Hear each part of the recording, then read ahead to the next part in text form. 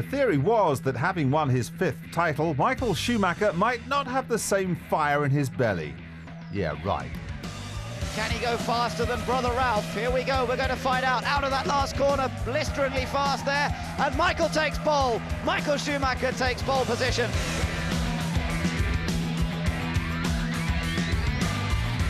The Schufosi are out in force today, and it's not just to cheer Michael on, as kid brother Ralph joins him in an all-German front row in their home Grand Prix. Clearly, Michael was better today. Today, I hope not tomorrow, we'll find out. The man going for his 6th pole in a row just couldn't manage it yesterday. But Giancarlo Fisichella went from this to this yesterday to place his Jordan on the 3rd row and equal his best grid position of the season. Today, all Germany expects success, although after the dramas of France, Rubens Barrichello believes he has a point to prove. And Kimi Räikkönen doesn't want to dwell on his mistake for too long either. This man doesn't make mistakes too often though, and a win today will equal the record for wins in one season. Just one more record for the Schumacher historians. Yes, Michael Schumacher has more records than HMV, and if you've only ever had CDs in your collection, then you won't get that joke. Jonathan Green, of course, is old enough to have bought records, 78 RPM most of them. And Jonathan, having won the title in France, great place for Michael to celebrate, isn't it? Oh, it's perfect, and of course everybody predicted that it would be here that he'd take the title. Doesn't matter really. He's got the title, and well, it doesn't get much better. It's going to be a wunderbar, according to the Germans. They've been partying all night, I hear, shouting "Shoo me" through the forests. They finally staggered out of the forests to take their place in the grandstands, and 150,000 fans here to celebrate the Germans and, more importantly, Michael Schumacher with his brother alongside him. Yes, his brother alongside him. Do you subscribe to the theory that one or both back off when it's a Schumacher versus a Schumacher? Don't believe a word of it. It's not, just doesn't happen in racing. And I mean, you know, Ralf Schumacher, as I said yesterday, I'm so impressed with the guy because he's had to live under this mantle of Michael for so long, and he's not going to hold back at all. Well, it's good to know. They didn't hold back in the Porsche Super Cup race. In fact, there was plenty of incident, which is the polite way of putting it. Do you expect the same in the big one? Absolutely, for the simple reason that this is a new track, and although they've had two days to actually get used to it and find their braking points and so on, they haven't raced it. And now they're all thinking to themselves, I reckon I could do that. And they're not keeping, you know, they're keeping very quiet and they're keeping their thoughts to themselves. But they're all going to try it on the first lap where they think they can go faster and where they think they can overtake. Nicely set up. One thing this new circuit has given us is plenty of brake-locking, tyre-smoking action. Sounds like a Pepsi commercial. Nowhere more so than at turn 12. One thing that was quite surprising was a lot of drivers were making mistakes at turn 12, Ajip curve, which is the one coming back into the stadium, a corner you've all driven many, many times before. Why do you think that was? It's the first corner of the old circuit, and it's very narrow compared to anything else.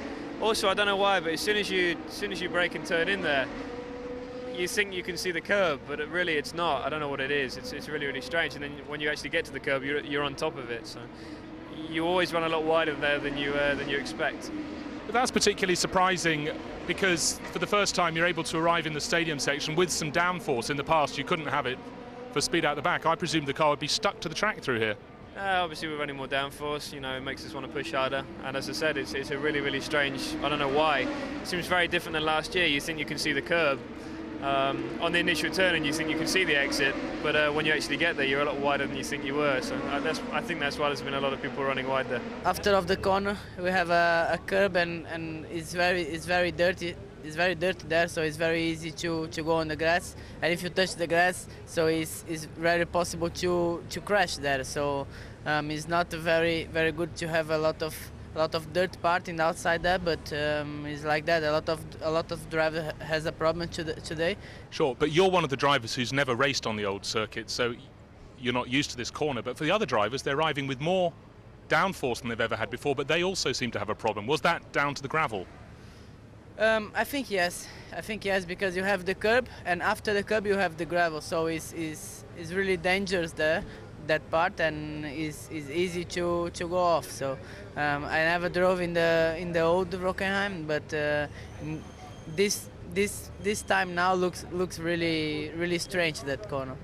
It's somehow seem to be more difficult this year. I don't know why, but I think it's simply that you think you're so slow and compared to the years before that you forget a bit the braking and you have to get used to the new rhythm in the circuit. Some drivers said perhaps it was maybe just a bit dirty there today, and if you ran over the curb you go touch the gravel straight away, or is that not the case? Well, it was slightly dirty, but that wasn't the reason for most of the errors we saw there today. Yeah, it's quite bumpy. It seems the car was bottoming out quite a lot there. I had a big moment there at the beginning of the second session, but it's good fun. I think the entry's a lot wider, and it's because it's not wider on the exit, the natural line is you have to turn in later than you would have done before because it's narrower on the exit. And I think people are still got in their heads that it hasn't changed on the entry, so you run a lot wider on the exit. So where are the places to make up time on this new circuit, and which sectors will catch you out? Local lad Nick Heidfeld takes us round the 4.5-kilometre Hockenheim ring. Hi, I'm Nick Heidfeld and I'm going to show you my qualifying lap here in Hockenheim. So last part of the circuit, preparing for the start of the lap, trying to have a good exit for a straight line. And next corner is a pretty quick right-hander, quite tight. Usually you get some snap oversteer by taking the curb. That looked a bit better because I was in the T-car, was more understeering. Here luckily the guy pulls over. Hard braking, and then here on the exit you don't go completely to the outside. You stay a bit on the right to be flat around that little left-hander to gain a lot of speed on this long straight here, which should give you a good overtaking possibility hopefully for the race. Then very hard braking down into first gear. A bit of traction problems here, which you probably hear from the TC. Next right-hander is easy flat. And now it's a quite tricky bit, quite really part of the circuit. Clips the curb here on the left. Here car's quite nervous in general. Take a bit the exit curb, and now it's back into the stadium, a bit similar to the old circuit. Very quick here. Use a lot on the exit. You saw some cars going off. Into Sachs corner. Have a late apex there. Try to have a good exit. That's easy flat, and now the last two corners, which are quite tricky for understeer, which you can see here. And then early on throttle again. Use the exit a lot, and yeah, just made it into the top 10 then. So that was a lap with me on Hockenheim, my qualifying lap. I hope you enjoyed it. A real game of cat and mouse yesterday during qualifying. Long periods of inactivity. Und then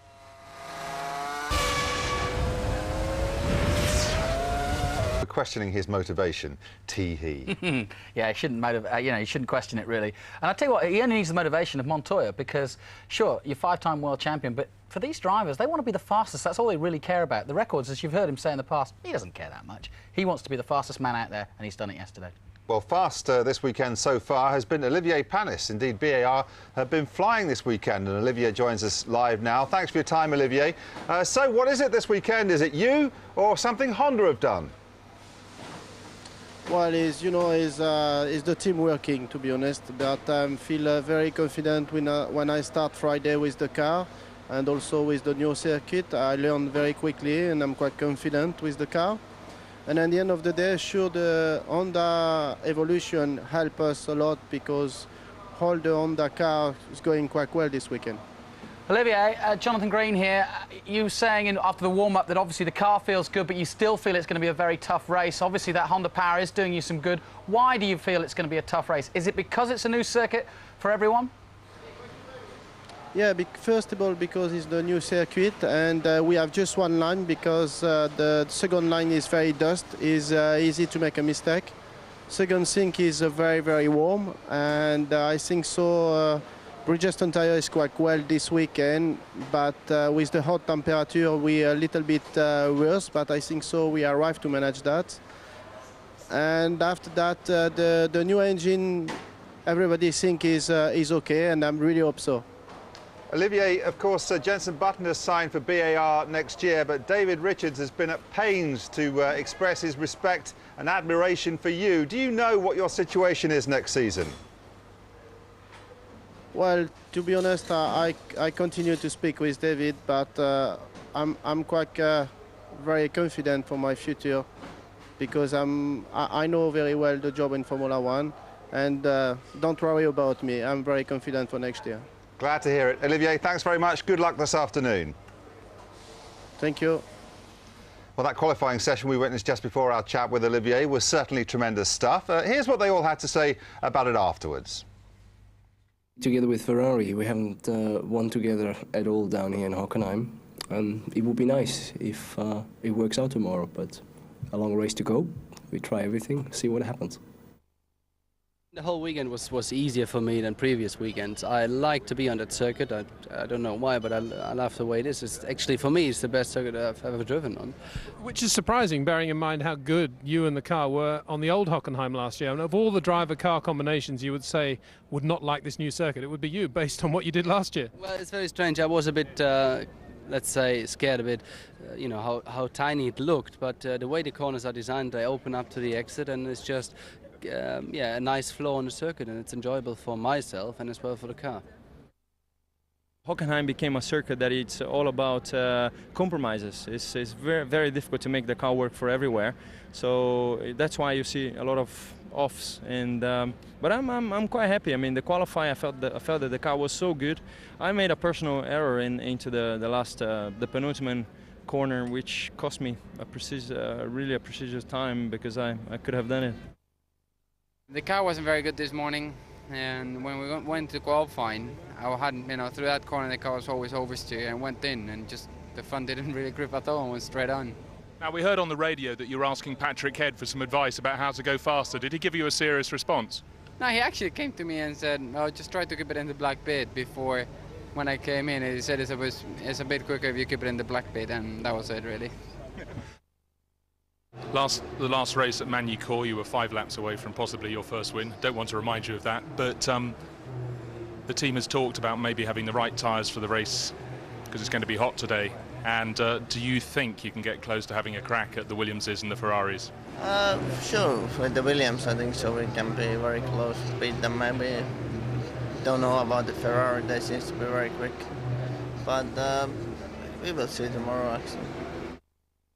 It's been a good day, completely the opposite as the last Saturday. I had a bad accident, felt a little bit of headache and a pain on the neck for the next 2 days. But after that, I felt okay, no problem at all. And already yesterday, when I went into the car in the first run, I was confident, I was quick. And today it's been a great day for us, and I'm very pleased.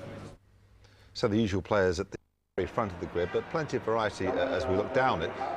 With just about 40 minutes to go now, let's try and look ahead, or you look ahead, I'll just ask the questions, as to how it might pan out. Well, all I can say is that I am so excited about the start of this one. I've got my safety belt on here, the audience can't see it, because this grid, well, we talk about computer simulations and you know, what everybody expects from this race. And this is going to be a human factor race, I think. You can throw it all out the window. This is a new track these guys want to race, and with Michael and Ralph alongside each other, we know what Ralph's like in starting position, so that's going to be an interesting first corner, plus Montoya, of course. Barrichello has that spare car. He's got the, you know, reason to think now that he can go for it, and almost you've got to feel in Barrichello's case, he has to beat Michael now. He's now the #1 driver, if you get the spare car and all the rest of it, so he now feels that way. Raikkonen's done very well in qualifying, but as you can see, Bridgestone right up there, and I think that is going to be the key factor. And listening to all the conversations we've had, Bridgestone very confident, and it looks as though Michael and Rubens will go on that harder compound. A little bit further down, Jensen's struggling. He's still got a lot of problems with that car, and thinks likewise that the race will be tough. And further down, I can't see anybody coming through. Perhaps Irvine is going for the softer Michelin, might come through. The other person we just didn't mention him, of course, Jacques Villeneuve. He's due a chance to get some decent results, and with Olivier qualified as well as he has, I think we might just see the best out of Jack. We saw some moments there by him, hit and miss sometimes, but I'd love to see Jacques Villeneuve doing what he does best, which is really throwing it around a new circuit, and I think he might take advantage of the fact that he is very good at that kind of thing, which is learning quickly and taking risks where everybody else will be thinking about it but not necessarily taking them. Yes, I can confirm that Jonathan has his safety belt on and a spare tyre too. Peter Windsor joins us now. Peter, there's something about your job being threatened that certainly galvanises people. You may have heard our chat with Olivier Panis there. Nice outline from him. Don't worry about me, he said. Yes, I thought that was very endearing, because we are worried about Olivier. He's a very nice guy and he deserves his place on a Formula One grid, even if he is perhaps approaching the autumn of his career in terms of age. But he's driving beautifully. And whilst the show's been going on, I've been trying to think about what it is that's wrong about BAR at the moment, or about this whole situation that they're in. The reality is they don't have a driver problem at the moment. The problem all along has been the car and the engineering of the car, as we were talking about yesterday. And there's nothing that a very good chassis and engine wouldn't put right. Olivier Panis and Jacques Villeneuve quite capable of winning Grand Prix, as they've both proved. And so this is no way a criticism of Jensen. In my view, this is the wrong time to be changing drivers. BAR don't need to be doing that. David Richards was talking yesterday about taking a 4-year view and he wants a younger driver. But I don't buy that at all. I think a quick driver's a quick driver, regardless of when you put him in the car. And you don't need 4 years with a team in order to be able to win races. Peter, just for the moment, we'll cut away to an opening ceremony. Of course, this is the first race, the very opening of the Hockenheimring Baden-Württemberg. Bernie Eccleston performing the honours with Boris Becker, who appears to have been at every sporting event that's taken place this summer globally. But anyway, the chaps are very happy with that. You can hear the klaxons going. This crowd would have left their seats after warm-up with beach towels on them, and then nip back, of course, to find their seats reserved. And they paid a few bob for them, so I suppose the beach towels were worth employing. Petey, we haven't actually asked you for your thoughts on this new circuit. 2 days it's been in existence, despite the fact they just opened it. What's the general reaction to this track? The general reaction is that all the drivers like it. We heard Eddie Irvine saying how boring he thought the old circuit was. A lot of them thought that the old circuit was dangerous. And I think all the drivers are towing the party line, which is that it's great to be on a circuit in which you come round more often in front of the crowd. It's more of a state-of-the-art Grand Prix circuit. We heard Pedro de la Rosa, however, saying yesterday he does miss the old Hockenheim. It had character, it had emotion and feel, and the new one, you know, could be Barcelona, could be Manicourt, and I think he's got a point. But that's a very purist point. I think in general everybody's welcome this circuit, and it is quite original in its design. It would have been quite easy for the organisers and the designers to come up with a really Mickey Mouse slow circuit with lots of areas where the cars can crash into each other. But the reality is that long left-hand effective straight is a very unusual feature, and all credit to them, I think, to have come up with something that is quite original. Peter, Jonathan, one thing that stands out for me just looking in the background, it's so much hotter than it has been for the last couple of days. Will the heat play a major factor? We heard about how a lot of the guys setting up were saying when the temperature changed, certainly the track temperature changed, you know, the balance that they got right went out the window. Will it be a case now? How was the warm-up in that respect? Because I know it was quite hot for that, and it looks as though it's going to be even hotter for the race. Well, yes, it's a very good point, Jonathan. Pat Simmons we spoke to just after the warm-up, and he was kind of surprised that the Michelin runners, the bulk of whom are on the softer compound, were not quicker in the warm-up, because it was actually quite hot this morning. It's much hotter now, and it's unbelievably hot, in fact. So one's got to assume that the soft compound Michelins are going to be okay. Certainly the hard compound Michelin, this is great news. Ron Dennis told us yesterday that he was basically planning for tomorrow in choosing that hard tyre. We know that Williams are also on that hard tyre, so they must be very pleased that it's hot. Olivier Panis, I thought, sounded kind of dubious about how hot it was. That's because he is on the softer of the two Bridgestones. The hard Bridgestones have only been chosen by the Ferraris, as far as I know, and I think that could be a very telling factor. Maybe the soft Bridgestone is going to be too soft in this weather, but that won't affect Ferrari because they're on the harder tyre. We'll let you go there because it's soon time for you to do your stuff on the grid. In the meantime, time is starting to run out if you want to enter our competition. And remember, this isn't just any old competition. Massive, and when the cars come into the stadium for the first time, no doubt the traditional fireworks will go off, and it is one of the most incredible places to watch a motor race of any description, Formula One, DTM, or whatever takes place at the Hockenheimring. So it will be an all-German front row of the grid for them to celebrate. Michael and Ralph will head the field away. 4 German drivers in the German Grand Prix this year. And in fact, in terms of numbers of drivers from different countries, Britain and Germany matched at the most at the moment. There are 4 Brits and 4 Germans in Formula One at the moment. So a contest between them, but I have to say the Germans are doing better in qualifying than the Brits did, because it wasn't a great session for our Brits. David Coulthard ending up 9th place on the grid, Button down in 13th place, Irvine 16th and McNish 17th. Probably one of our worst, actually, of the whole season. Well, the German drivers are particularly strong right now. The Schumacher brothers in particular are doing an outstanding job. Michael winning the World Championship. Of course, Ralph winning in Malaysia, looking for his second win of the year. And Nick Heidfeld looking for a maiden win. And, well, look at that. The Ferrari dedicated the spare car to Rubens Barrichello. And Barrichello this morning had a run both in the spare car. He had 7 laps in the spare car, 9 laps in his race chassis, and hoping to put behind him the trauma of the French Grand Prix 1 week ago and the sort of slightly smaller trauma of Silverstone, the British Grand Prix, when likewise, as the cars were due to fire up and go off on their final reconnaissance lap, they couldn't get the thing to start up. Temperature has risen to about 28 degrees air temperature, although the track temperature is still recording around the 30-degree mark, interestingly enough. David Richards and Eddie Jordan having what looks like a fairly frank conversation. Well, they've been having a few conversations. We've caught them on camera. We've got our lip-reading experts available to catch every word that they say. Sadly, that clip was just too short to get a real insight on what was going on between Messrs Jordan and Richardson. Well, there is Jenson Button, who will be driving for Mr. Richards next year. The deal done, of course, after the last Grand Prix last week. And now he knows that he has a seat for the next, well, in possible likelihood, 4 years. So a long-term deal in prospect with BAR Honda. And David Richards speaking to us over the course of the weekend, obviously delighted about that and really sees it as a tremendous opportunity to take this young, talented British driver and make him a fundamental part of the team as they develop over the next few seasons. Yes, and another very important key element in this deal is that Jenson Button's association with Williams BMW team is now over. That final 2 years has been obliterated, so he is exclusively BAR Honda's property.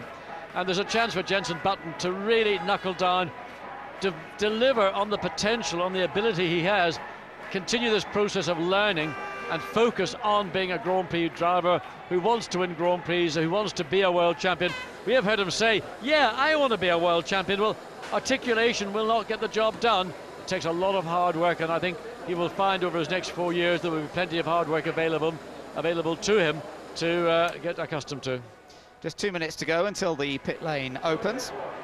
And so the drivers are now preparing to get out in their cars. Remember, the spare car for Ferrari, this time set up for Barrichello, so you'll see more jumping around from Rubens than we normally expect to see, and Michael Schumacher will just have to make sure that his race car is in fine fettle. Out around the track, various opportunities to find something else to do other than just watch a motor race. They reckon, according to the track information I was looking through earlier on, something like 125,000 fried or cooked sausages will be consumed over the course of this weekend. If you put them end to end, that'll go 14 miles, they reckon. Don't worry about the sausages. What I'm concerned about are the bottles of beer. Germans enjoy their beer. They camp out in the forest, although that's not been quite as easy this year because of the circuit changes. Nevertheless, and Richard Fairbrass here joining the McLaren team in the garage. Any sport, anywhere. For £50 you can book right through to Japan in October. So call 08702 418 111 to book your pass to the rest of this season's races. That's 08702 418 111. Or wait till the end of the race and just press the red button on your handset. 7 different winners in 7 years. That's the proud boast of the German Grand Prix. Will it be 8 in 8 after today? And here are the previous winners of the German Grand Prix, and they're a different bunch. Ralph won it last time, and you would have thought that he'd have liked the track retained. But he was saying earlier on he doesn't care. It's the best track he's raced on this year. Ralph's looking very confident today, and I think it means that. I think he's got the setup he wants. This is the home Grand Prix. The problem, if you like, of his brother not winning the championship or not being decided yet is gone out the window, so he can feel confident of going for it, and the fans won't turn against him were he to get into a bit of a shenanigans with his brother. I think, you know, it's the most equal opportunity he's had to really show what he can do, and I don't think he cares what the track's like. That's Peter Windsor, just getting his big hands. Oh no, it's not big hands, it's just a smaller version. Looks very hot, and Peter was confirming that. A lot hotter than it's been. Very exciting in that respect. But just what the fans want. Beautiful, hot, scorching day. And don't worry about me, says Olivier. He's first out. Yeah, fascinating that. I thought that was very interesting because everybody seems to be worried about him. But, you know, you can't vote better than to qualify your best qualifying of the season and to out-qualify your teammate, and that teammate a former world champion at that. We're going to get to the part of the circuit where that teammate, Jacques Villeneuve, said somebody could get killed this afternoon. He was talking about the wall that separates the racetrack from the drag racing track. And he says that if it gets tight there, somebody could get nudged off. Now, Jacques has been coming out with spectacular quotes of late. Is that just another one? To be honest, yeah. Throughout his career, he tends to be a little bit, and I'm not at all criticising his thoughts. He should know better than anybody else in the world. But he does tend to, he calls a spade, as we say in England, and, you know, it's a little bit over the top saying that. The safety is paramount now in Formula One. And when they redesign a circuit like this, they take every measure possible. And it is right for drivers like Jacques Villeneuve and Michael Schumacher to make those criticisms. And I don't think they're making them because they actually believe it to be so. They want to make people aware that there are possibilities that there could be further improvements, rather than as dramatic. But you have to almost say a headline that, something that is catchy like that, for people to actually identify and look at it. If he didn't say anything, nobody bothered. Well, let's cross to Peter Windsor now. He's with Ross Brawn, who appears to have taken a fashion tip from John Watson. Ross, I just wanted to say, nice hat. Yes, yeah, well, Billy was giving them out for free, so I couldn't turn it down. So. You don't have Michael's signature on it yet. How much is that going to cost? I don't think it costs me anything, but you'll be in trouble if it does. What do you think about the ambient and the track temperatures? Good news? It was pretty much as we expected. Well, forecasters got it right this time, and they said it was going to be very hot on Sunday, so as I mentioned before, we went for the harder tyre because we were worried about today, so we feel a little bit more comfortable with a harder tyre. We're going to have to be careful. OK, well, Michael's out. We'll let you listen to what he's got to say. Thank you very much and good luck. Looking very chic. And talking of things fashionable, what about Richard Fairbrass, the Right Said Fred singer? Bruce Jones is gassing with him, man. Richard Fairbrass of Right Said Fred. A big Formula One fan. I see you're here with McLaren this weekend. I really like machinery. I love machinery. It could be a combine harvester. I know, as long as there's machinery there, this is, I just find it so exciting. It's incredibly exciting. But how much do you get to see? Because presumably you're on tour most of the year, and most of the time you have to watch it on television. Yeah, it's very hard. I mean, television is good in as much as you can watch the whole race. But you can't beat the atmosphere you get in the pits and the garage. It's just amazing. I mean, it's really exciting. But also with the hundreds of thousands of people here, does it feel like one of your concerts? Oh, yes. They make as much noise, too. But no, it's very exciting. I mean, you know, the commitment of these people to pay the money they paid, buy all the gear, the hats and the flags, you know, this is... without them, this sport wouldn't happen. So in a way, they're the most important people here. Anyhow, thanks. Good to see you. Glad to have you here.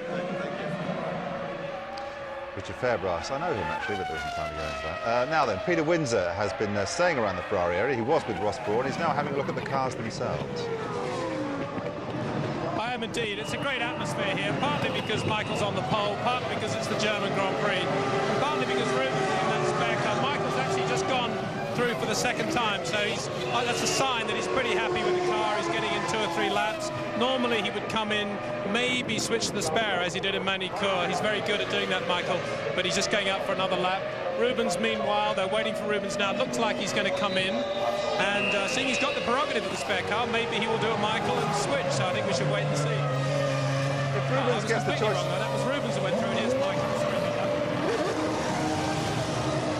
Very nice. Laying a bit of rubber in the pit stop area so he can get a little bit more grip. They switch off the traction control to do that and give himself a little bit more grip. Michael, of course, on the pole has no problem with that off the line, but we saw Ralf Schumacher this morning very sensibly trying to clean up the grid down the inside there, trying to give himself some more grip, and he actually managed to lay some rubber too after a spin, which was a very nice piece of work. So Ferrari, it's all hustle hustle and bustle, incredibly hot weather, and as Ross Brawn said, they're delighted, I think, that they managed to do their times on the harder of the two Bridgestones. If I had to take a bet now, I'd say that the hard Bridgestone is going to be a better race tyre than the hard Michelin, but the soft Michelin, I think, will be a better race tyre than the soft Bridgestone, if all that makes sense. Oh, as ever it does, Peter. I just wondered if Rubens has the choice of two cars and Michael only one, the roles being reversed, does that mean Rubens has a better shot at reliability? Because it's certainly been Michael thus far that's had the reliable Ferrari. Well, it's a very good point. I'm not sure that it actually works, but you would think that. I think the reality is if there's some sort of horrendous accident at the start and the race is stopped and both Ferraris are damaged, Rubens will be the guy that starts the race at this point. That's the advantage of having a spare car this late in the weekend. But in qualifying, for example, he could have jumped into the spare if he hadn't felt comfortable in the race car. But Rubens is coming in now and just checking the car. No, he's going to go for the lap as well. So they're pushing him back, laid some rubber. Now let's just wait and see what Rubens does, because they're going to push the car back into the garage, and it's this moment that the spare car mechanics get a bit excited, because their car might actually get a race. If we can just walk over a little bit to Rubens' car as it's being pushed back in.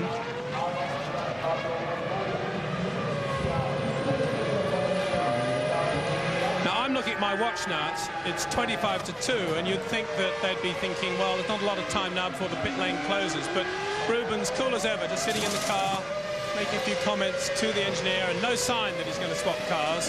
He looks pretty comfortable with the way things are going. What he did then, I guess, was run in a set of tyres, and they're going to change tyres now. Very worn set of tyres he was on then, yes. They're going to put some slightly newer tyres on, I suspect. All drivers, as far as I'm aware, used their 3 sets in qualifying yesterday, so 4 sets that is, so there will be at least one stop in which they're going to be using a used set of tyres today.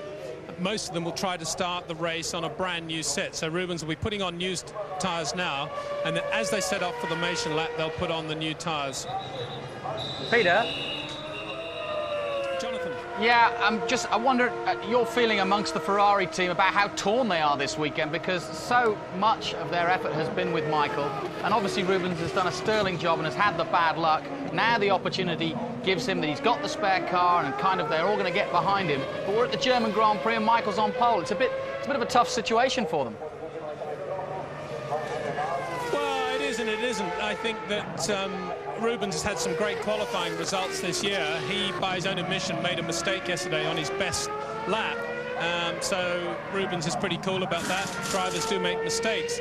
And I think at the moment in Ferrari, the atmosphere is, and we just got to move out a little bit, the atmosphere is, this is a motor race, let's try and win it. I don't think they're thinking about, well, Michael's won the championship now, it's Rubens' chance.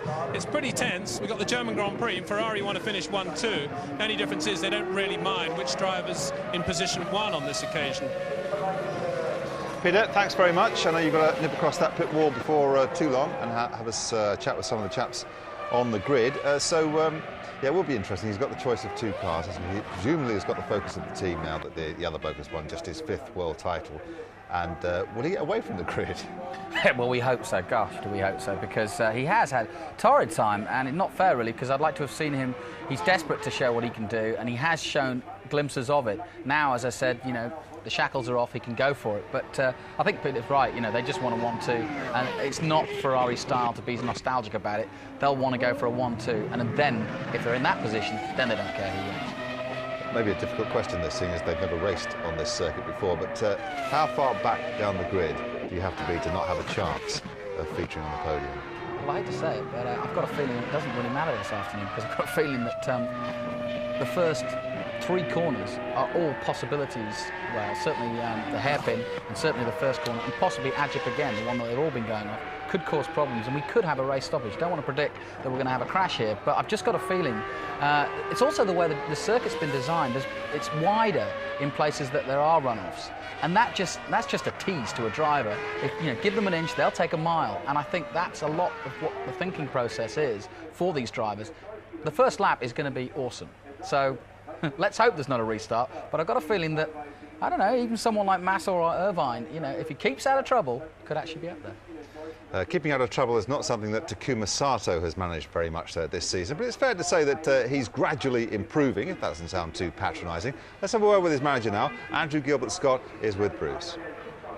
Andrew Gilbert-Scott, as Takuma Sato's manager, you must have a sense of anticipation for this race. He was 5th fastest in the warm-up this morning. Yeah, no, I mean, he was actually extremely disappointed to qualify 12. He felt that he should have been in the top 10. So obviously the 5th this morning is really encouraging, and we just got to hope that he has a bit of luck. He's been pretty unlucky this year, I think. So we are hopeful, yeah. But it's very, very close in the middle of the grid, a 10th here or there, and you can go back 1 or 2 rows. However, this morning, the Bridgestone tyres fill the top 6 places. The Honda engine is going from strength to strength, so it's up to Takuma to show that this new circuit provides overtaking. Yeah, I mean, that's the other reason. He was delighted, obviously, coming to basically a new circuit, or half a new circuit. It means it's the same for everybody, which is, you know, again, he hasn't having to learn the circuit, or everybody's having to learn the circuit. So, yeah, I mean, he's optimistic, we're optimistic, and the engine seems to have been a big step forward. The tyres are obviously working well, so we, like I say, just hope we have a tiny bit of fortune go our way, and I just get a point or 2. Exactly. Best of luck. Thank you very much. Well, Juan Pablo Montoya was going for his 6th pole in a row. He didn't make it, his only 4th, but that's still a share of the 2nd row.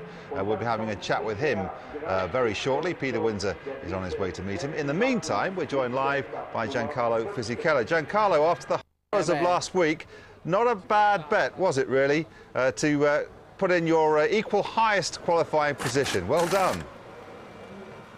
Thank you very much. Yeah, it's been a fantastic day yesterday. Drove very well, but there was even a good car. The overall package with a new engine, tires and chassis was good. So I'm very pleased and confident for today, even because this morning was good in the warm-up. So we'll see. It will be an interesting race. Giancarlo, Jonathan Green here. We've just been talking and wondering about the start of this race. Obviously, no one's raced here before. You've never been one to slow to come forward, and I know you'll be looking for your typical start.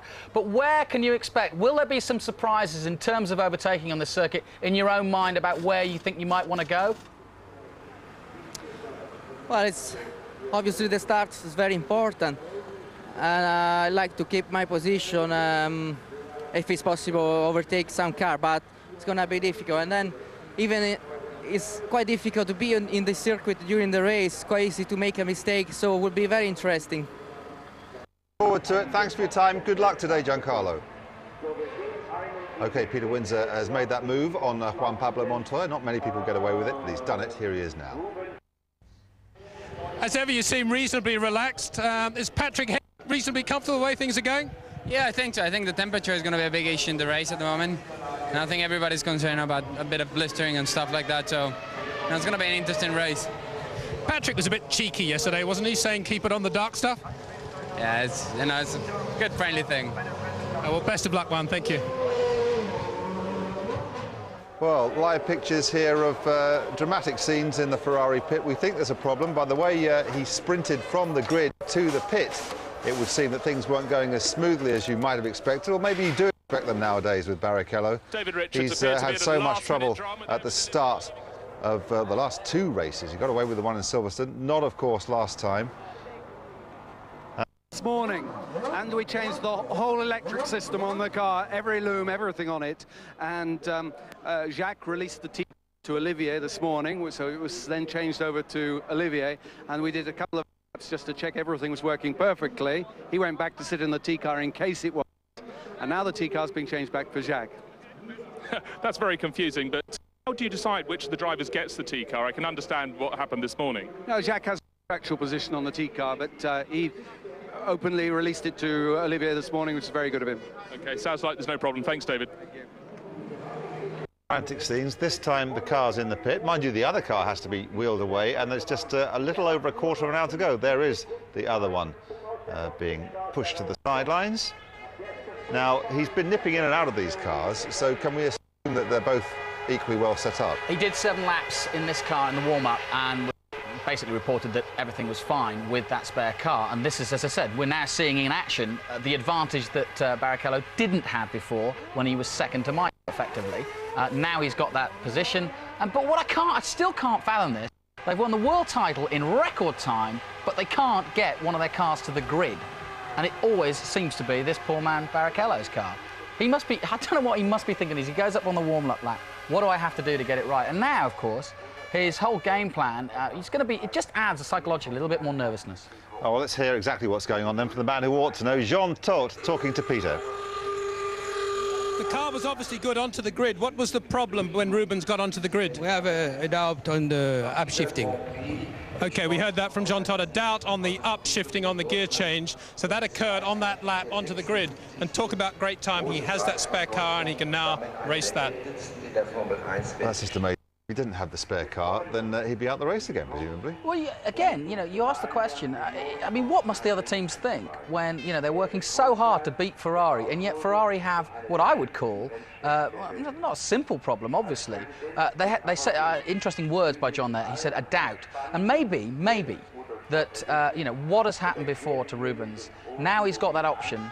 But it didn't look as though it was his decision. It looked like it was the engineer's decision, and he was quite happily ready to get into that first car. But I'm just stunned that they can take one man to a world championship in world record time, and then the other man has to worry about whether the gear shift works. You can understand if over the next 10 minutes or 15 minutes or so, Rubens is thinking, I wonder what's going to happen when I go for first gear and those lights go out. Anyway, shouldn't be a problem for the BAR team. They're flying this weekend. Olivier Panis in 7th position. This should be a happy David Richards with Bruce Jones. Just any minute now. Come on, David, smile for us. What was that about? We had an electrical glitch on Olivier's car this morning, and we changed the whole electric system on the car, every loom, everything on it. And Jacques released the T-card to Olivier this morning, so it was then changed over to Olivier, and we did a couple of outlaps just to check everything's working perfectly. He went back to sit in the T-car in case it wasn't, and now the T-car's being changed back for Jacques. That's very confusing, but how do you decide which of the drivers gets the T-car? I can understand what happened this morning. No, Jacques has a contractual position on the T-car, but he openly released it to Olivier this morning, which is very good of him. Sounds like there's no problem. Thanks, David. They come out with some great phrases, these Formula 1 guys. A contractual position on the T-car. But it's an interesting comment because look at the way you were talking about the future, and Peter was talking about the future, having not to change drivers. Why should they change anything? In some ways, I disagree because you've seen it there. He's contractually able to have the T-car. It's not a situation David Richards likes, I would have thought. He wants control of that team. Right now, it sounds like Jacques Villeneuve's got full control of that team. He has the T-car, he has what he likes. And I think that the changes are being rung in, and Jensen's just the first one. A little family snapshot of the Schumachers wishing one another good luck. Yeah. Just as long as you let me win, says Michael. I mean, anybody who's got a brother or a sister, multiply it 1,000,000 times and take it to the most, highest level of sport there is, most technically difficult, the one that requires the most brain power, the most fitness and everything else, and then put your brother alongside you. And it does become personal. I don't care what you say. They're very polite and they're very good in the media not to have a pop at each other, but brothers against brothers, sibling rivalry, everybody knows about it. You don't have to put racing cars around it to work it out. Well, my brother used to break all my cars, used to pull the tyres off them. I could never match them up again, but it's not something that stuck with me. Now then, let's get more on the situation at Ferrari from Luca Colliani. He's with Bruce. Luca Colliani, Ferrari press officer. A lot of drama just then for Rubens Barrichello. What's happening? Rubens had a technical problem on the car in the out lap when he was going to the grid. We checked and we found that it was not possible to solve it in the remaining minutes on the grid. Then he jumped on the T-car, which was set for him since this race on for the end of the season. So that was his first bit of luck, that it was his car today, and then he just had to beat the closing of the pit lane. Yeah, we needed a bit of luck. That was he missed last race, so it's a compensation. Indeed. Thank you very much, Luca. Luca Colliani, Ferrari, telling it like it is, or almost like it is. They're very careful about what they say, Ferrari. In fact, every Formula 1 driver has a PR man standing alongside to check that everything they say is kosher. Now, there are no Jordans amongst those previous winners, but who knows what might happen here with Fisichella equaling his best grid position thus far. Here's Peter and Eddie Jordan. Eddie, how are your two cars onto the grid? Are both drivers happy? Well, we could do with it being a little cooler. I think that's the same for everybody. It's going to be really tough on the tyres. Except Ferrari, who are on the harder tyres, I think. Well, Ferrari have a law unto themselves. It's a different race almost. But for us mortals, we have to look after the tyres here. We qualified on softs here this particular race to give us a better chance. And it paid off. Thankfully, fingers crossed, we'll be able to get through the race in a good condition. But the tyres will be a big issue here. And engines in this heat. Well, engines and also the braking. You're going from 327 kilometres, over 200 miles an hour, down into a deep hairpin where you come out of there exiting at 60 kilometres. So it's virtually hard braking from 200 miles an hour to zero each lap, and that is really killer on the brakes. So the brakes, the engine, and of course the tyres. And the driver fatigue is an issue as well here because it's incredibly hot. How fit are your two drivers? My slight concern would be for Giancarlo. He had such a big accident, you know, only 8 days ago. And I don't care what anyone comes back in fitness and that, there's always that little bit that you're just missing by such an impact. So we've asked him, and his physios, everybody have been monitoring to making sure that he builds up slowly. We're not over concerned, but it will be a thing that we will look at obviously throughout the race, and he will monitor it. He's going to be very delicate how he gets through the race. Is he one of the drivers that likes to take on fluid during the race? Well, they all do, and if they don't, it's silly because it's a matter of a physical environment. You lose so much in perspiration that unless you take on the added liquids, then obviously the body will become dehydrated, and we all know about the effects of that, mainly on the brain, and that affects the body, of course. So it's important to keep the body right up to the focus, and that's why you see most of the drivers, because they look after themselves, the quickest times are near the end of the race. Thanks very much, Eddie. Good luck. Thank you. Minutes to go now until the start of the formation lap. Let's cross to the grid as it begins to clear and join Peter for a summary of what's happened so far today, Peter. Well, all drama on the grid, as we saw. Rubens Barrichello really taking advantage of having that spare Ferrari for the first time, switching cars on the grid. Michael Schumacher, very calm, very cool, just wanted to be updated on what was going on. Ralf Schumacher, next to him, his younger brother, for the first time this year, hadn't wanted to do interviews. I think that's a good sign. I wouldn't be surprised to see Ralf actually take the lead of the German Grand Prix into the first corner. Juan Pablo, his usual very relaxed self, and as Patrick Head said, if he wins today, he's never going to want to be on pole position again. But I think Norbert Haug summed it up best of all. This is a brilliant day for German motorsport and Formula One in general. Over 100,000 people here, no cloud in the sky, and I think it's going to be a brilliant race. Hard to disagree with you, Peter. It certainly looks set. I love the fact that it's a new circuit and no one quite knows what's coming up. Well, that's the point, and you heard Eddie Jordan there. I mean, that's why I'm so excited about this. You've got this first corner possibility in that it is a tight circuit and there isn't going to be a lot of overtaking opportunities, especially and they're not sort of tried and tested either, as I've already mentioned. You heard Eddie saying there that the heat will mean that the tyres could possibly go off and they're braking from like 200 miles an hour down into the hairpins. Oh, it's got it all. It's got everything you could want. And two Germans on the front row, which everybody else wants to beat at their home Grand Prix. And the roar, wait for the roar, as they come into the stadium section for the first time. If one of those Schumachers is leading, it's going to be awesome. One of those Schumachers could be in a Williams and could be leading, according to Peter Windsor. And let's find out what Patrick Head thinks of that prospect. He's with Bruce. Patrick Head, good to see there's plenty of humour on the grid for Williams today. 2nd and 4th on the grid, but 8th and 10th in the warm-up. Is that an irrelevance? Well, in the warm-up, people running different fuel levels and running through different programs. So we were happy with our warm-up and happy with the car. So the big thing is to try and get it right in different conditions this afternoon. It's 12 degrees hotter or so, and the tyres will behave quite differently. And I take it, looking at the sky, there's not a cloud to be seen, that it's going to just carry on getting hotter? I think it's going to be a pretty warm afternoon, yeah. Patrick, best of luck. Thank you. Well, more clucking over a Ferrari, but it doesn't seem as frantic as it has been earlier today, in fact, earlier this season. Mind you, that's Michael, so they're not worried, are they? No, perfect conditions for this one. And Michael, cool, calm and collected. There are those towels you mentioned. And the crowd are going to be looking forward to this. And remember, you know, you've got to put it in context. We as British fans have had plenty of great champions to harp on about, you know, over the years in Formula One. But in the history of this sport, you know, Formula One hasn't had the Michael Schumachers. It wasn't until 1994 that they finally got a world champion. We've heard from all the main players those so far, apart from McLaren Mercedes. Let's get a word now with Norbert Haug, who's with Peter. A very, very big day for Germany, but also for you, this new circuit, the new grandstand, and also, of course, the German Grand Prix about to take place? Yeah, well, first of all, I think it's really impressive how many spectators we've got here. It's certainly more than 100,000 today on race day. I think the new part of the racetrack is very impressive. We have a Mercedes-Benz grandstand there with a great view on the new part of the racetrack. And I think we will see a very challenging race, and I think Hockenheim did a great job so far. I'm sure Ron Dennis and you will be happy with how hot it is right now.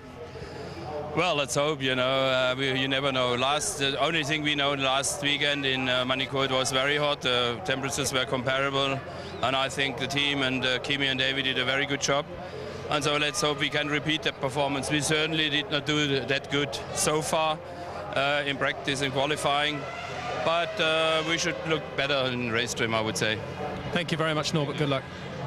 Has caused problems in the past, particularly last year, if you remember. Michael Schumacher was actually quite slow away off the grid. He started in 4th place last year, had a gear change problem, made him very slow away, and he was hit by Luciano Berti in the Prost, who went cartwheeling down the road, didn't he? Hit Enrique Bernoldi, caused all sorts of chaos. I'm sorry to say, but if anybody was going to hit Michael, it was going to be Luciano Berti, because, you know, when you see cars separating in front of you, there's always a reason for it. But Berti, you know, young man as he, a nice guy as he is, had his head down, charging, and all of a sudden there's a Ferrari doing 0 miles an hour and just bang.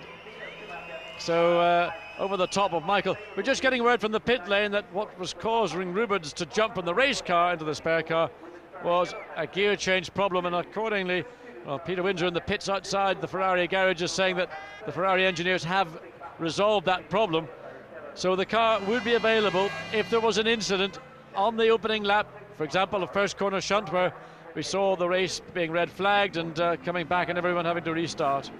The lap layout, 67 laps to be completed here this afternoon. The first time that we've seen this revised track used in race conditions for a Grand Prix. And that hairpin will be the centre of attention, I'm sure, for plenty of incidents. There were incidents there in the Formula 3000 race yesterday as well, and I'm sure we'll see more of the same in the Grand Prix itself. Michael Schumacher, in the last 3 Grand Prix at Hockenheim, hasn't done any more than 23 laps.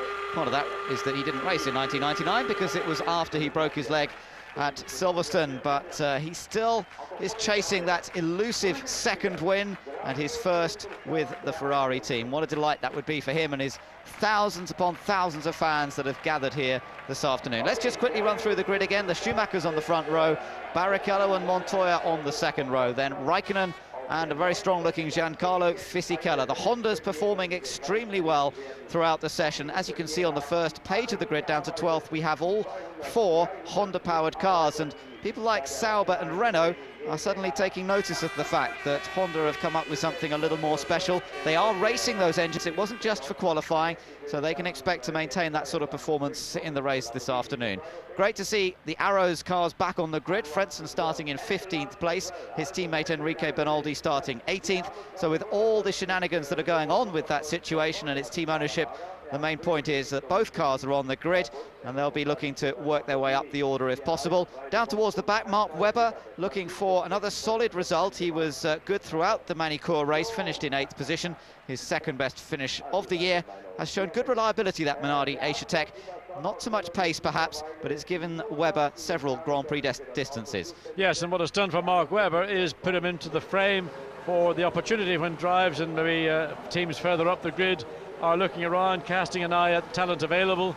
And Mark Webber has had already a run on a Jaguar and I think did a good job for the team. Certainly they would think of him as an able and competent replacement should they choose to replace Eddie Irvine, whose contract ends this year. Pedro de la Rosa's got a contract for a further year, but whether that involves options on either side, still not entirely clear. But Mark, very keen to move onwards and get into a manufacturing team and enjoy all the benefits that you have, not least of all the budgets available to those manufacturers. Just the 1 minute to go now to the formation lap. Now, is everybody going to get off the grid safely this time? The last 2 Grand Prix, we have seen problems for Rubens Barrichello. He's had problems already. Let's just hope now. Michael just checking that the engine's firing up. This is where they will all be getting those engines fired up, putting them back down on the ground, and then hopefully they'll get away cleanly. So we've got scrubbed fronts on Ralf Schumacher. Let's look at Michael. Scrub rays as well, and we've got brand new set of boots on Michael Schumacher's. The reason he puts his hand up like that is just to indicate to the starter at the back of the car when the air starter goes in, I'm ready, everything's all fired up, so just push the air compressor and then the engine fires up. So engines are started. Marshals are standing beside the track ready with their yellow flags in case somebody gets stranded at the start. Let's see if they all get away safely this time in the beautiful blue skies here at Hockenheim. 21 cars starting away from the formation lap, and so far so good. Everybody gets away cleanly. The two Williams laying a lot of rubber down. Oh, they laid stacks of it, believe me. They're starting on the dirty part of the racetrack. Montoya and Ralf Schumacher just switched everything off, laid two big black lines, and they will line up immediately. They come round straight on those lines, hoping to gain some grip from the dirty part of the racetrack, in a hope to maybe not get outgun Michael Schumacher, but to try and maybe slide ahead of Rubens Barrichello in the second of the Ferraris. So now they're heading on to this new part of the track. They're not in the trees anymore as they used to be at Hockenheim. They're on the long curve called the Parabolica, which is about 1 kilometre long, and they're up to speeds of over 200 miles an hour there in qualifying. Might be a fraction less in the race itself. Riding on board with Juan Pablo Montoya. That first corner is going to be tricky, you know. It is a tight, it sort of tightens up on the apex, very narrow on the apex. I just hope they all make it through safely. There is a lot of runoff on the outside with that extra tarmac. That might give them a bit of leeway. I suspect by the time they get down to the hairpin bend, they'll have gone through turn 1, hopefully no trouble, but there could be turn 2, possibly trouble. So that long turn 5, I think it is, could be hopefully clear of any issue. The heat haze is clear as we see the track temperature climbing at Hockenheim. It's been such beautiful weather all day. It's getting hotter and hotter. It's certainly the hottest it's been all weekend, and this could change the equation for those tyre manufacturers. Into the stadium area and virtually packed out with fans, most of them cheering on Michael Schumacher, many of them I'm sure cheering on brother Ralf. The two of them set to start on the front row of the grid. Well, there's a sensible mother covering the ears of her young offspring. The best thing she could do is buy a pair of ear defenders, and that would mute out a lot of the very sharp harmonics that a Grand Prix engine emits through its exhausts. But with the temperatures as hot as they are, those teams that are opting for their harder choice of tyres, and that's what Ferrari and the Williams teams have done. McLaren, they're also going that route, so tyres will be a key issue here this afternoon. All the preparations have been made. The teams have done their work. Now they have to sit back, stand back and watch from the pit lane to see what happens in the opening laps of the German Grand Prix. A moment of tension for everybody up and down pit lane, and of course for the drivers as the adrenaline builds towards the start of 67 laps of the German Grand Prix. The red lights begin to go on. Is it going to be a Ferrari or a Williams into the first corner first? The German Grand Prix is go, and on the right we've got Michael Schumacher versus Ralf Schumacher. Somebody stranded, one of the arrows at the back as Barrichello tries to slot in, and Raikkonen going around the outside. Raikkonen's moved up into 4th place ahead of Montoya. And I think it is Frentzen indeed stuck in it. I think Mark Webber was very slow as well, but Michael Schumacher gets the advantage. But look at that, McLaren. I think Raikkonen trying to squeeze past Montoya. He's done it, I believe. Yeah, I think he might have squeezed already, and then Montoya was trying to get him back, so that's bad news for the Colombian. And behind them there's a good battle going on. Coulthard is trying to get past Trulli. Here comes Montoya on Raikkonen down towards the hairpin. Is he going to make the move work? No, he can't. Raikkonen's on the inside. Montoya's got to slow. He's got the cut back now. It's pure acceleration out of turn 5 down to turn 6, but again Montoya unable to deal with a young pin. So it's Raikkonen ahead of Montoya in this battle, but it's Michael Schumacher who leads, with Ralf Schumacher in 2nd place, then Barrichello in the 2nd Ferrari in 3rd, with Raikkonen holding on to 4th. Montoya 5th, Jarno Trulli is all the way up from 8th to 6th, Coulthard from 9th to 7th. Pedro de la Rosa isn't a problem. We saw one of the Jaguars go wide on the exit of turn 1.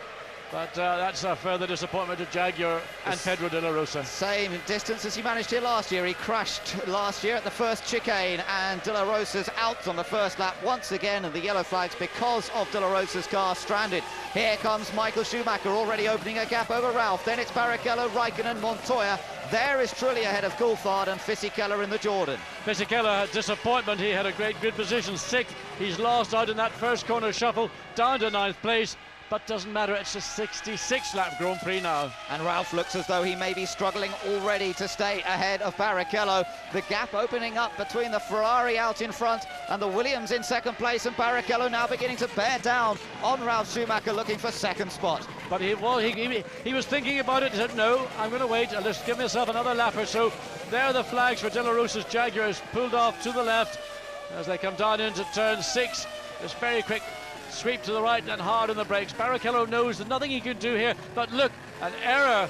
So maybe he's got an opportunity as they come out of... No, it's not going to happen. The best time for Barrichello is to get himself prepared, to come out of turn 2 cleanly, and then get a run on Ralf Schumacher. This is where we've seen people running wide. They both get through the Ajip corner safely, turn 12. Now into the Sachs curve, the left-hander, well inside the stadium, the old part of the track. So now Ralf Schumacher holding his second place ahead of Rubens Barrichello. Raikkonen in 4th, Montoya still in 5th place. There you see the Williams go through. There's Jarno Trulli with a great start and up into 6th. Coulthard in 7th, Fisichella 8th, then Panis in 9th place, and Jenson Button up from 13th to 10th position. So look at Michael, he's certainly checking out front. Yes, and there is that Pedro de la Rosa it is. I'm just wondering what Williams may have done. Seemingly Ralf Schumacher not just quite so quick off the grid. Let's look again at the start, lights go out, but Michael gets a blinding start, but look behind. Look at Raikkonen, he had the clean side of the track, he got a great getaway, got in front of Montoya there into the first corner, and that perhaps a victim either of a heavy car for Montoya. Now Montoya did try to come back at him. Yes, he did, but Raikkonen goes down the inside to defend. Montoya looks, comes up alongside, he's going to go around the long way round, I don't believe it. He closes the door on Raikkonen, but Raikkonen, you can see the shadow of McLaren. Well, that's where it got done. That's Takuma Sato, we think. Yeah, that's Sato towards the lower part of the grid order, 14th place. I think he's lost one position there. That was to Jacques Villeneuve, there he is. Yeah, Villeneuve therefore takes the place, so he's in 13th place. And just to let you know that the arrows that got stranded was Frentzen on the grid, so poor Heinz-Harald Frentzen on home soil out of the race. So Frentzen and De La Rosa not making it any further, or not even getting to the line at the end of the first lap. So there's a little battle with Villeneuve, Sato, McNish, Irvine, Benoldi, and the tail of the field, Mark Webber. The last car, now a 19-car field with Frentzen out before, well, just as the lights went out, De La Rosa stopped on the first lap. 2 cars out within 2 laps. Alan McNish you're looking at there in the battle with Benoldi. McNish running 16th at the moment. Webber is behind them, and Salo got behind the Minardi there, John. So Mark Webber managed to get past the Toyota of Mika Salo, and that's a little tussle that's going on. Meanwhile, look at this, Button versus Massa. Massa going down the inside of Jenson Button, or was there a touch? No, there was no touch, but I think Button was very wise. Felipe Massa had a run. He decided he was going to take the chance. Button used the mirrors, he saw him coming, but of course it forced Button wide to the run-off part of the corner, as you've seen in the Porsche Super Cup, something that Formula 1 cars do not like to do because the underbody being so low, it could be marginally damaged. So Button is now pushed back down to 11th place by Felipe Massa. Heidfeld is next up, and then we've got Villeneuve, Sato, Irvine in that next little gaggle. And look at Michael Schumacher. In fact, Frentzen is running, and he's about to be lapped by him. Yes, Frentzen did get going, and he's 2 laps down. He's running just ahead of Michael Schumacher, and in the space of this lap or a little more, he'll be gobbled up by the first 5, 6. Look at this battle. Raikkonen versus Montoya. Montoya's closed back up on the fin again, and Raikkonen just seemed to drift a little wide through that first corner, but now he's pulling away again. Yes, it looks to me the McLaren, once again, the handling of the car, excellent. Raikkonen able to eke out a little bit of time on the exit of turn 2, while Montoya seems to struggle on the exit. So Frentzen has been passed by Michael Schumacher. There's Barrichello. There is this battle between Raikkonen and Montoya. Great, exciting battle this between 2 drivers in their second year of Grand Prix racing. Of course, Montoya a great deal more experienced at top-level motor racing with his time in the United States, but Raikkonen has been so superb, came so close to his first win last week in France. And as in that turn 8, we've seen Montoya at practice on a couple of occasions get it all wrong, runs wide over the grass. Now reconciled to not being able to deal very much with the young Finn. Certainly in this part of the circuit, a little lock-up for Raikkonen in the Sachs curve. Montoya gets it in, sees those little signals, knows how hard Raikkonen is pushing.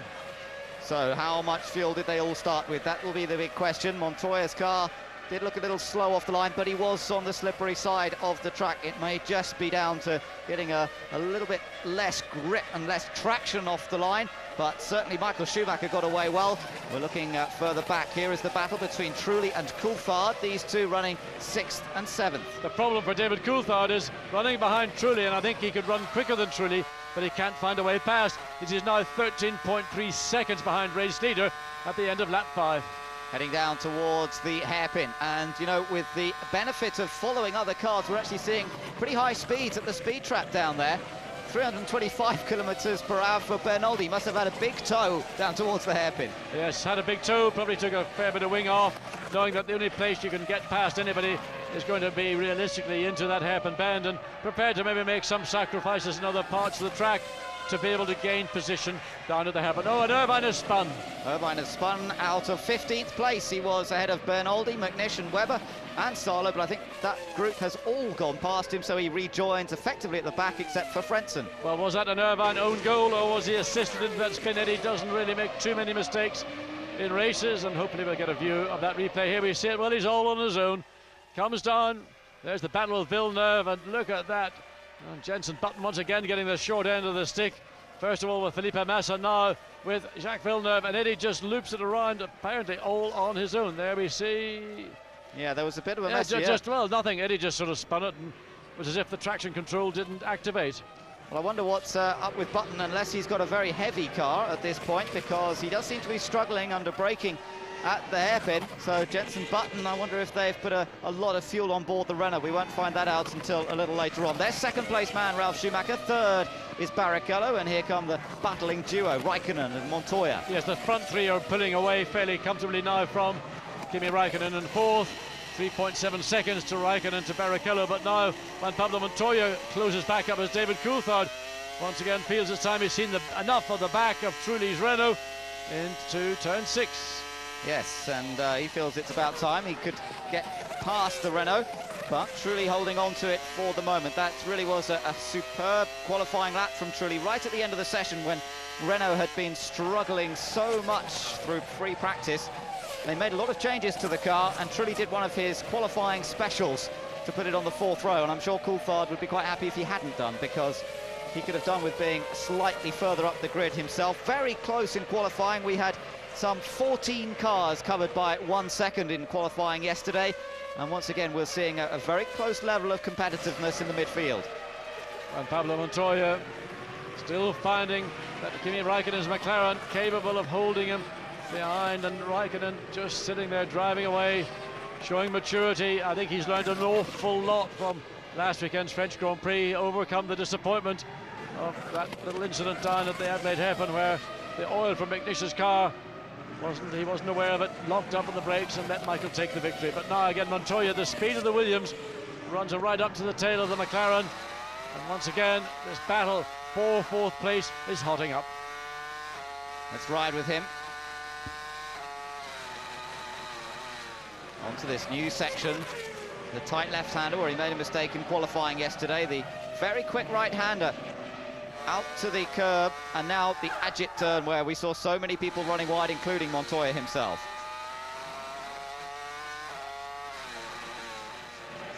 Again, just a little tyre smoke from Raikkonen, indicating how on the limit he is with the braking into that left-hander, the Sachs curve. And Montoya does look as though he could go faster if he could get past, but that is quite a challenge at the moment. We're just looking at the lap times. We have a lap record, of course. Every lap fastest lap will be a lap record. 1:17.6 to Michael Schumacher. Now he's dropped off by 0.6 of a second, so the situation regarding tyres is already on lap 9 becoming an issue. The tyre degradation that we've talked about, there's the example of it. Nevertheless, Michael Schumacher still pulling away from brother Ralph, 5.2 seconds. Yes, so he's got a very comfortable advantage, and Barrichello seems content to sit behind Ralph at the moment, and he may have to wait until the pit stops before an opportunity to get past. Montoya does not want to wait long, and again he's closed up behind Raikkonen. He closes up in the second half of this very long straight down into that hairpin bend, turn 6.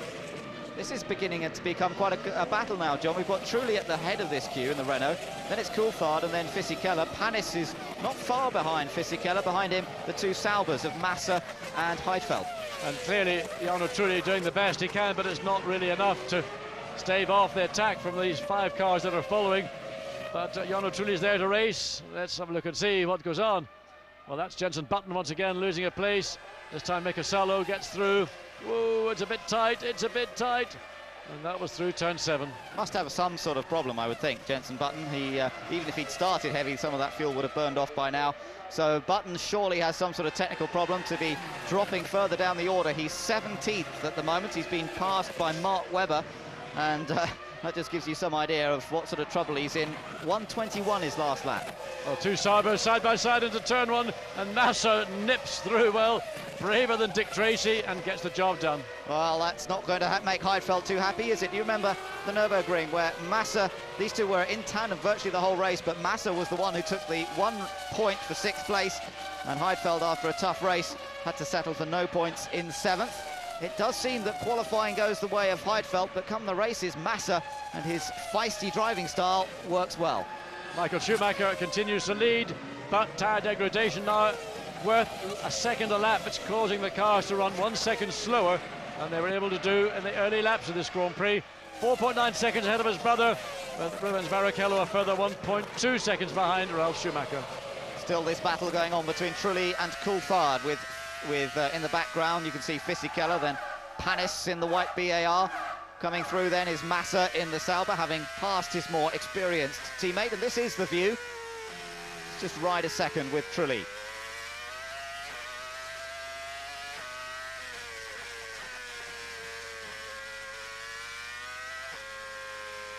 Listen to that. Notice how he changes up early. Yes, as I call a short shift.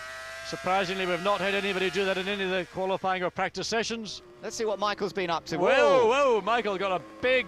Now, he did that in practice when he clipped the curb on the inside, and it caused him to run wide and actually go over the grass onto that runoff area.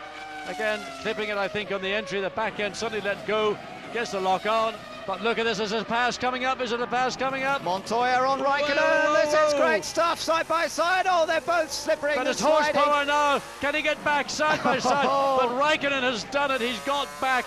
Well, that was a real chance for, I should say, for both of them. Both of them raced hard, but both of them didn't have contact. But now Montoya sweeps through on the inside. He's in the wrong part of the track for this next right-hander. Now he's in position. Can he get the power down? Has he got the horsepower advantage? Yes, he has. He's got the inside. Montoya now, has he got it? But Raikkonen stays with him around the outside, still side by side. Montoya squeezes him out now into the Sachs curve, the left-hander. Montoya finally finishes him off. What great racing between these two. That was just outstanding. But what was outstanding about it for me is that started in the hairpin turn 6 and went all the way through to turn 12. They raced wheel by wheel. They almost had contact, certainly in turn 12, the Airship corner. It was as close as it gets, but Raikkonen and Montoya, both racers respected each other's track position. But Montoya now, having got himself ahead into 4th place, has already begun to open up a short gap. And how critical do you think that will be in the coming years of Formula One, John? These two are likely to be amongst the pace setters in the next few years, and they will have enjoyed that first encounter wheel to wheel, and Irvine spun again. Well, Eddie Irvine's having a very, very difficult day. This is done in the final 2 turns. Second spin of the afternoon for Eddie Irvine. Let's look again how this battle developed. This is coming into turn 6, the hairpin bend. Raikkonen defence. Montoya's actually ahead. Now Coulthard's got past. He's got past Jarno Trulli. Yep, dive down the inside of Trulli. That puts him into 6th place and finishes it off. And Trulli now does seem to be struggling for pace. And right behind him is Fisichella and Olivier Panis. And I think that Trulli may not be able to hold this lot off much longer. I tell you what, I hope he doesn't, because we're going to have a stunning couple of laps. The Renault is really struggling. Giancarlo Fisichella now has got a clear run. Flavio Briatore's face looking at the thing saying, this is not our day.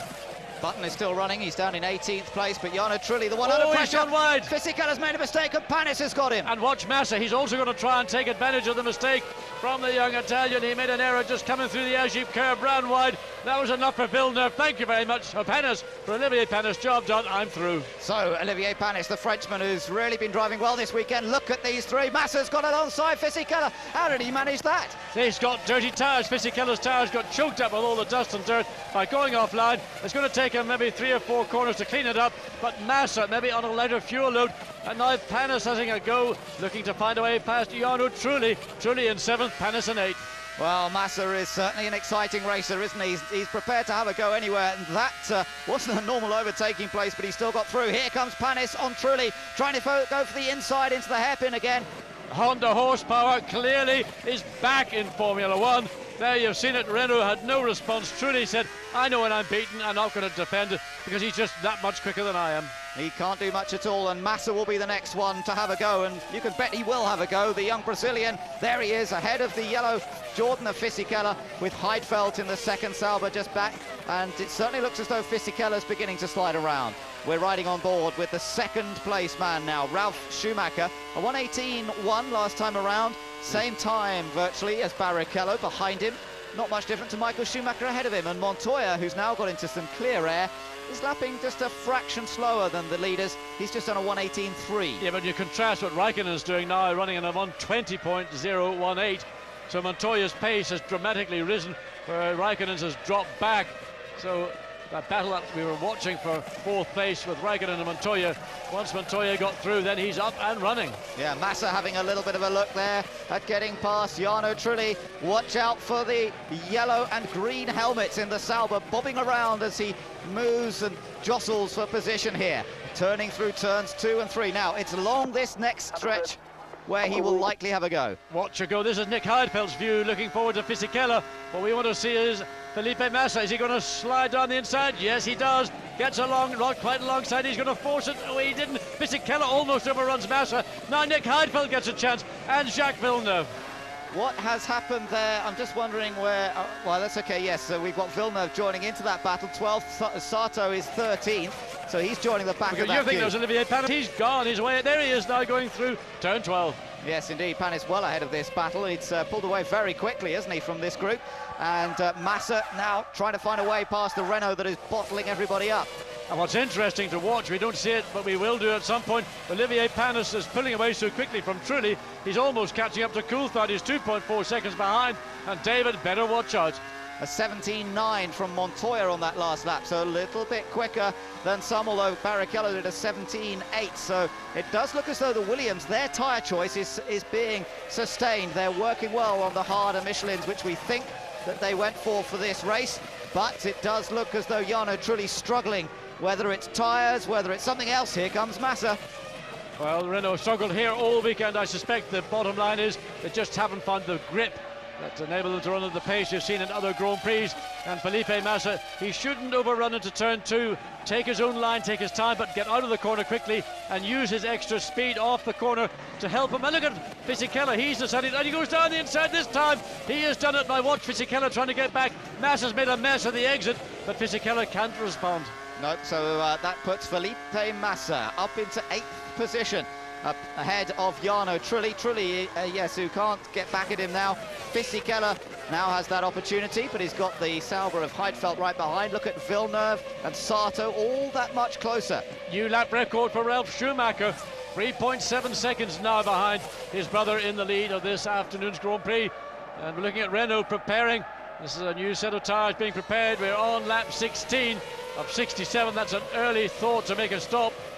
Yeah, we wouldn't expect to see stops until into the early 20s, pretty much the earliest we would expect to see. Anyway, as you're watching Fisichella come through, he's now 10th, remember, and this gaggle of cars that's been battling behind Jarno Trulli. Trulli now has been pushed back to 9th. Massa is heading off up the road. He's getting away very quickly again. Fisichella gets past now, Jarno Trulli. Remember, he made that mistake in the Imola corner some 4 laps ago. That cost him 3 places, but again, slow. Now Heidfeld gets past at the same opportunity.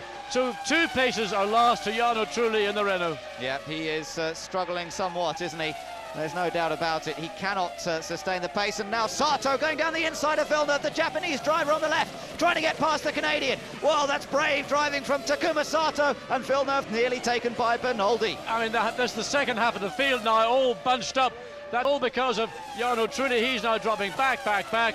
And there we see, well, what a fantastic and fascinating battle at the middle to the tail of the 3 cars into 1 do not go. Mark Webber having a go, loses a place once again, and that is Becasalo who gets ahead of Mark Webber. Well, that's disappointing for Webber after he'd run in front of the Toyota, but the Renault is coming into the pits now. It's going to be an early stop. I think it's Trulli who will be heading into the pits. Button is all the way down in 19th place, by the way, really struggling. But Ralf Schumacher, once again, fastest in that first sector. He was quickest on the last lap. He's looking to find a way to cut into that 3.5-second lead. His brother has. Trulli comes in. Trulli into the pits then. He's not on the speed limiter yet. That doesn't happen until he gets to the line here, or just a bit further down. In fact, there's the speed limit line. Coming down the pits now into the Renault area. And, well, whatever it is that's slowing him down, I'm not sure, but they will automatically change tyres, refuel. It is an early-ish pit stop. It's only lap number 16 out of 67. It's a very early stop. And fuel going in. They didn't change the front tyres. I don't know what was going on there. So out they come back again, and they're just changing the rears. Perhaps it's purely rear-end grip that he was lacking. We'll have to see. The race leader. 3.4 seconds. It was a tenth of a second, but a new lap record for Ralf Schumacher, who is now knuckling down and going to give BMW and all the fans who've come up from Munich something to shout about. They thought it might be a Michael Schumacher parade this afternoon. Well, they're about to try and spoil that. Yes, Ralf closing the gap up to his brother, up to down to 3.4 seconds. Remember, it was over 5 seconds the advantage at one point, but now it's 3.4 seconds with Barrichello still in close attendance. But Rubens is being dragged along. He's running more at Ralph's pace than he's running at Michael Schumacher's pace. So still a prospect of a great battle between the top three, although Michael's just gone fastest on the first sector of the lap. Uncle Ross Brawn in the pits has responded and said, Michael, you're getting under pressure from Williams and your teammate. We want a little bit more. Fastest of all in the first sector. Personal best for Michael Schumacher in the second sector. 3.4 seconds the distance to Ralf Schumacher and Michael. At the end of this lap, let's say the tide has been stopped and it may start to increase. So Michael Schumacher coming up behind the car of Jarno Trulli, who has just made a pit stop, of course. Schumacher leads after 18 laps have been completed. Ralf Schumacher just closing that gap up very slightly, down to 3.3 seconds. And Ralf, the fastest man on the track at the moment. His teammate, Juan Pablo Montoya, runs in 4th place. And improving on this lap, he's setting best sector times for him personally. Cross the line he goes, and that was a 1:17.6, so almost the same pace as the leaders. Yes, but of course, by the lap, he's still losing ground to his teammate. Montoya is some, 19 seconds behind Michael Schumacher, some 14.8 seconds behind Rubens Barrichello in 3rd place. Yes, so there's a long gap between himself and the top three, and at the moment it's very much a battle between Michael Schumacher, Ralf Schumacher, who's putting in those series of quick laps, and Barrichello, who seems to be able to maintain that pace.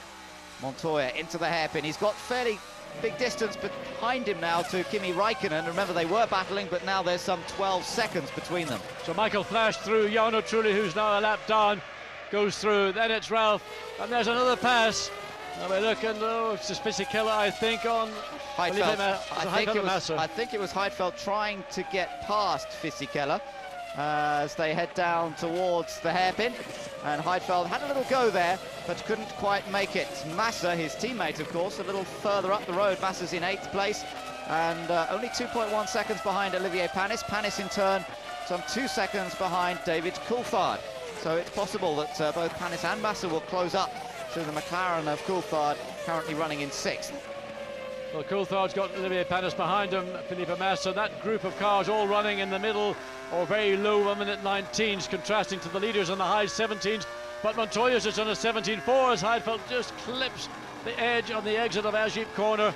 Doesn't lose any time, but just the rear view of Giancarlo Fisichella's Jordan, something he would like to see in his mirrors, and that would be the front view. Yes, indeed, but at the moment he's still looking for an opportunity to go through, and in the top 6 at the moment, currently in the points, we've got 2 Ferraris, 2 Williams and both McLarens. I suppose no great surprise there.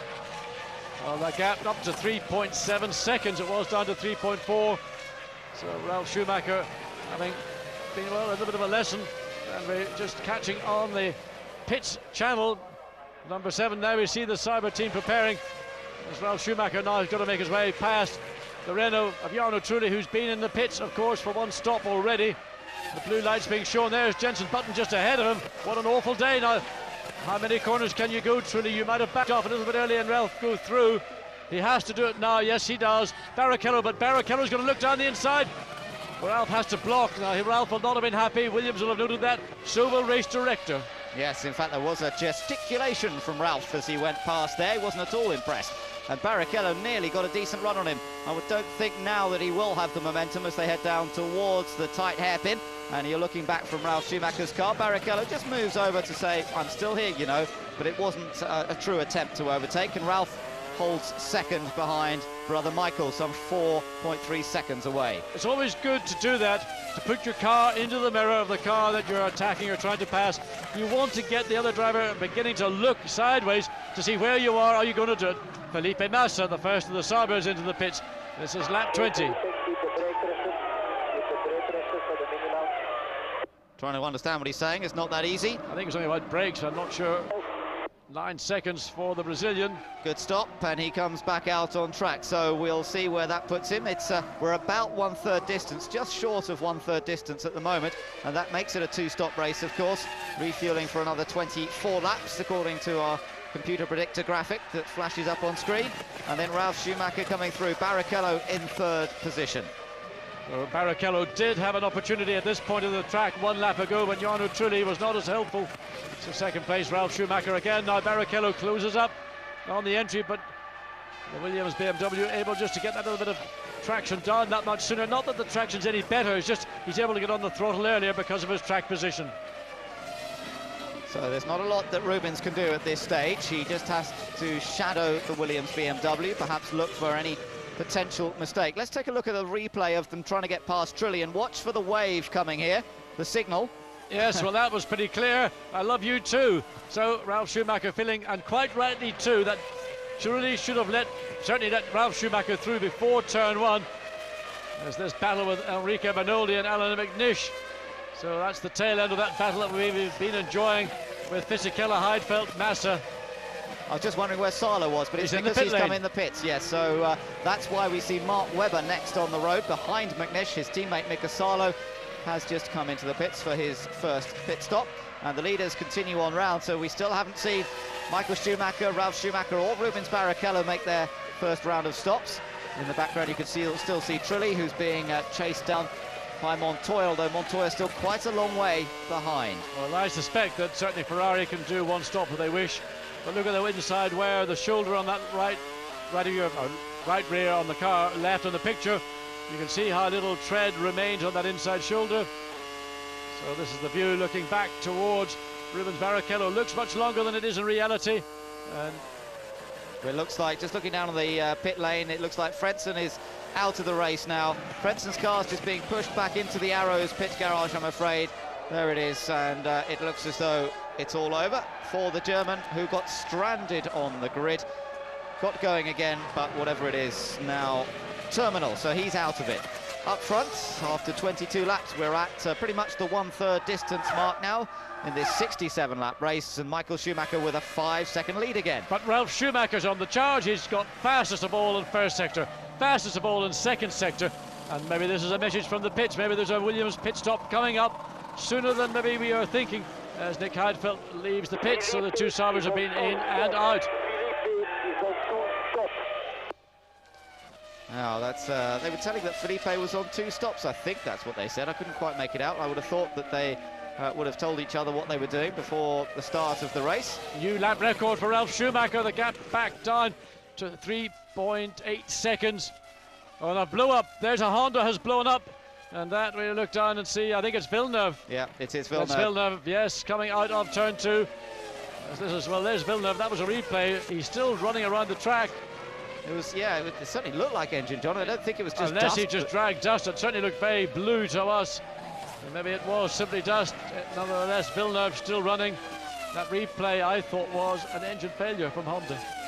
So Michael in control and enjoying himself, although Ralph, with that fastest lap that he's just set, has closed the gap up again slightly, particularly in traffic. And I have to say, this is the best race pace. Oh, Webber. Well, Mark Webber got out of the way of Michael Schumacher in a very difficult part of track and probably compromised himself, but let the race leader go through, who is absolutely charging.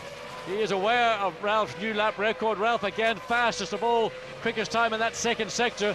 So, and Barrichello keeping the pressure up. Now Montoya is responding. He's gone fastest in second sector. So all the top 4 cars at various parts of the circuit recording purples on the data screen. That's button 5 on your handset. This is the first time, John, that we've seen Williams competing against Ferrari in these sort of conditions at this pace.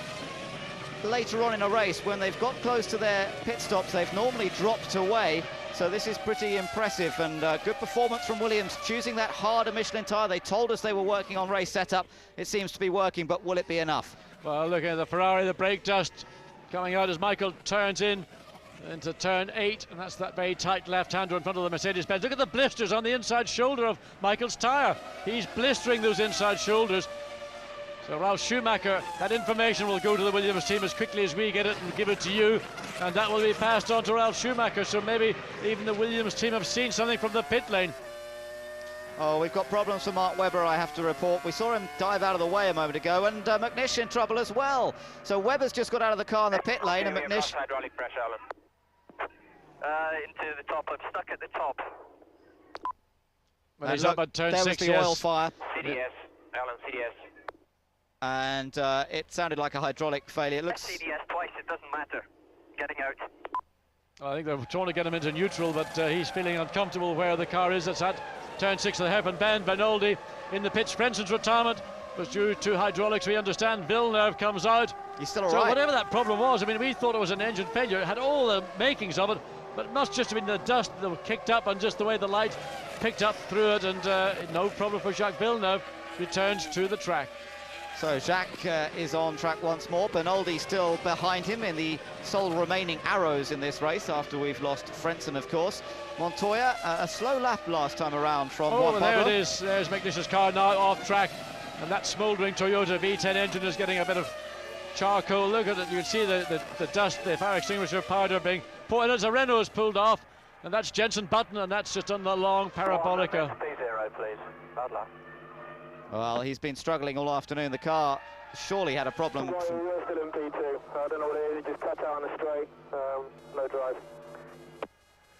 And he's reported it just cut out. So that's it, all over for Jenson Button after what has proved to be a very difficult afternoon. But for Michael Schumacher, everything's going well at the moment. But Ralph isn't giving up. The gap is 3.1 seconds. So across the line, let's see who's coming in. Eddie Irvine and Barrichello. So Eddie Irvine not really in the race today, having had a couple of spins. Rubens Barrichello with the spare car, the first time he's enjoyed that luxury. Ferrari come in on lap 26. This is absolutely crucial. So Montoya too far behind, because unless he's in a one-stop strategy, Barrichello, once all this shakes itself out, will no doubt retain his third place. Of course, this could be good for Williams, because Barrichello coming in at this point gives Ralf Schumacher a good opportunity here to go a little bit further. If he started with a bit more fuel on board and was able to do that sort of pace, then it's a good sign for Williams and for Ralf Schumacher, who is now just 2.4 seconds off the lead. Ralf Schumacher is still very much in this race, as you're looking at Raikkonen in. So this is lap 26 as well for Kimi Raikkonen. McLaren 8.9, well 9.2, let's call it just 9, because the hose coming out and Raikkonen moving was very close indeed. As we watch 80 litres fuel for 24 laps. And now Michael is coming in on lap 27. So Michael Schumacher will come in from the lead of this race, but his brother is just 2.4 seconds behind. And what can he do over the next few laps? Here comes Michael. Slows down, that crawl down the pit lane. Ferrari pit, the first pit in the pit lane. They're ready for him. Watch them go to work. Ralf Schumacher becomes the new leader here in Germany. There is our new race leader, having not stopped yet, and Michael Schumacher gets away in 8.4 seconds. A very straightforward and clean stop for the world champion. But what can his brother do? Will Williams be able to get his car back out in front after he makes his short first of fuel stop? load for just 21 laps. So Ferrari trying to gamble that Ralf, when he comes in, will put more fuel, but Bernoldi, well, he's not going to try and repass Michael Schumacher, but he's fully entitled to, because they're actually racing for position, but not for very long, as the Ferrari picks up speed on a new set of tyres, being refueled. And let's go back to this battle And look at Villeneuve. what is going on? Villeneuve going in very deep and wide. Now, of course, they've got Montoya in the middle of that group trying to lap them, and that's where Michael has rejoined. He's not that far behind Montoya, as we're looking at Villeneuve, who slowed down, pulled out. I don't know whether it's actually a mechanical issue this time. It might be. I think it looks, well, what's he doing? He's certainly got a problem of some description. Going very slowly, and you can see again there's that smoke or liquid coming from the right rear of that Honda BAR. So Ralf Schumacher, race leader, how many laps will he now do before he comes in? This is crucial lap 1:16.642, new lap record. He's been given the message by the team. This is it, he's got to consolidate, he's got to push. If he's ever pushed his life, he's got to do it this year. If he wants to make it 2 in a row, he's got to push hard. Yeah, this is where Ralf Schumacher's really up against it. Can he do what his brother always does so well at this point in a race and put in some semi-qualifying laps? This was the clearance as they were blowing away the any debris that might be in the side pods of the Ferrari. And Rubens Barrichello got away very safely. And that's for any rubber debris that might be around the circuit. So not that there are any leaves that we saw in Canada. So Williams preparing. And this will be Ralf Schumacher, or will it be Juan Pablo Montoya? Well, a very quick lap last time around from Ralf Schumacher. Perhaps that indicates it will be him coming in. It is 28 laps have been completing. This is the 29th lap. Ben, 2 purple sectors, so whether he comes in or not, this is the quickest lap of the 29 that Ralf Schumacher has completed. He may not finish it, but if he does, it'll give him all hope. Coulthard has been off and has rejoined at turn 8 and 9. That's that tight sector, and Ralf coming in. He's got a car. Villeneuve slowing him down as he comes in. This is disastrous for him. Oh, Ralf Schumacher, what bad luck. And Villeneuve very late to pick that up. Well, I mean, he's always been in a dream, and I don't know what world Jacques comes from. That was just irresponsible, and I don't know. That could have denied Ralf Schumacher the chance of retaking the lead here when he comes out. He lost a couple of seconds by the looks of things. Fisichella also in. 8 seconds the stop. Montoya is now in the lead of this race, but where does Ralf come out? Well, here he comes. It's critical to where Michael Schumacher is. Michael's ahead of him, I think. Michael's already turning into turn 2. And that means that Ralf has not been able to take the advantage there of some good quick laps. Well, I mean, I know that Jacques Villeneuve had a problem, and maybe he didn't expect to see Ralf Schumacher power up behind him so quickly. Nevertheless, you are responsible, and particularly if you have a problem, to ensure that you keep out of the way. There was Michael, but where about Barrichello? They're still right behind him. Look at that. Well, there's a deja vu, but watch Barrichello. He's already been in and out, he's up to speed, his tyres, he's got accustomed to the feel. Remember, each set of tyres, meant to be identical, do provide slightly different handling characteristics. So they head around. Coulthard, I mentioned to you, had a bit of an off, but he didn't really lose much time through it. And Coulthard has just made his pit stop, in fact, from 5th position. And we'll see if that keeps him safely in that place when he comes back out again. As Montoya awaiting. We're awaiting Montoya's pit stop this lap. We're expecting Montoya to come in now. Well, Nico Salo stays away, and here comes Juan Pablo Montoya. So he now drives down the pit lane. Nobody there in his way, gets in cleanly. As Michael Schumacher now takes over the lead. Ralf Schumacher second, Barrichello third. And we wait to see who, it probably will be Kimi Raikkonen in 4th place, in fact. Yes, we wait for... Not a lot, because Montoya will go out in 4th place, I suspect.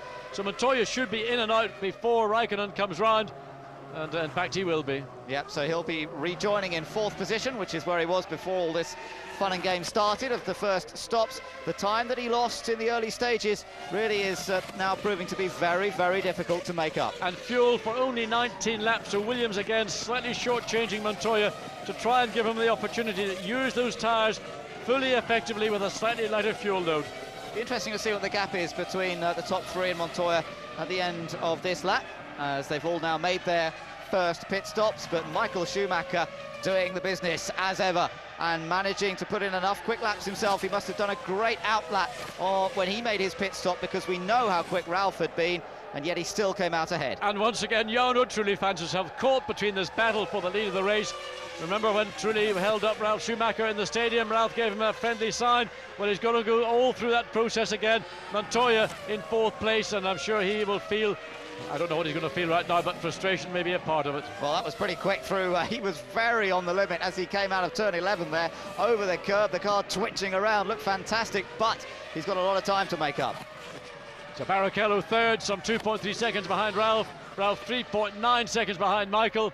And we're waiting for the computer to update us on where Montoya is. 11.8 seconds behind Barrichello for third place. Yeah, so effectively he's closed up a bit on Barrichello, but lost out in the overall terms. He's 18 seconds off the lead car of Michael Schumacher.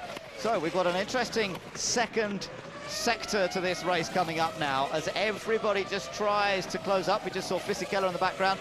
Raikkonen is still currently running in fifth. Oh, Fisichella, was that Fisichella running wide? I think it may have been.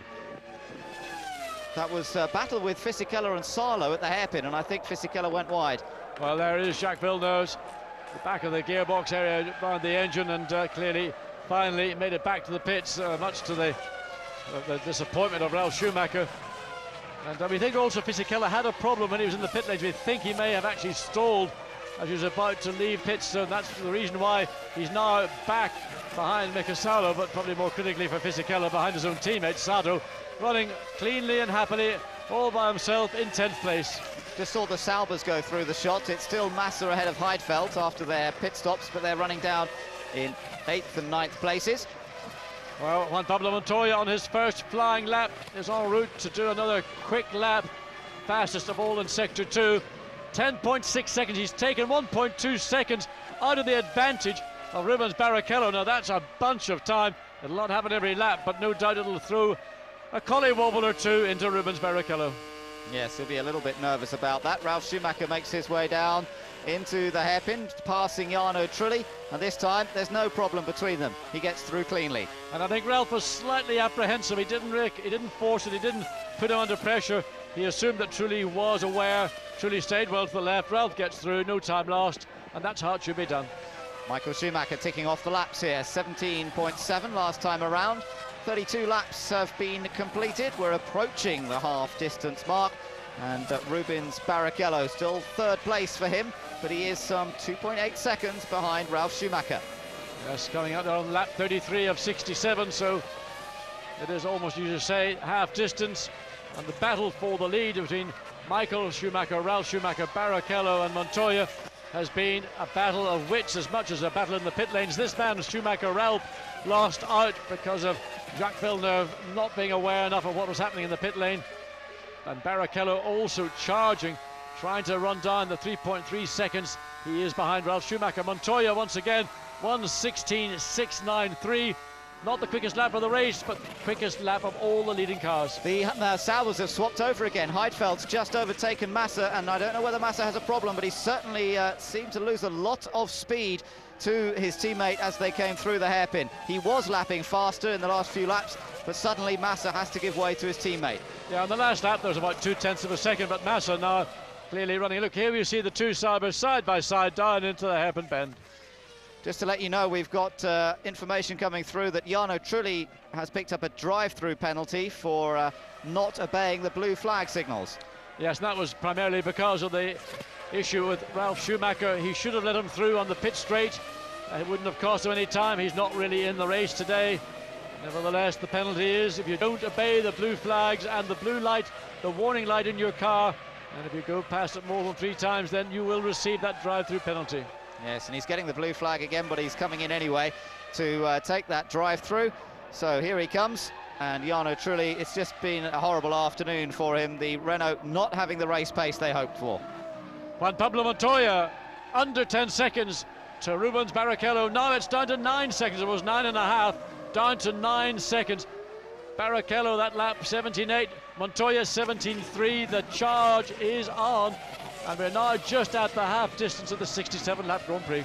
Meanwhile, Michael Schumacher's got some more traffic to deal with himself as he comes out of the hairpin. Takuma Sato is the yellow car just ahead, and the Japanese driver looking for another finish gets very well out of the way there and causes no problems at all.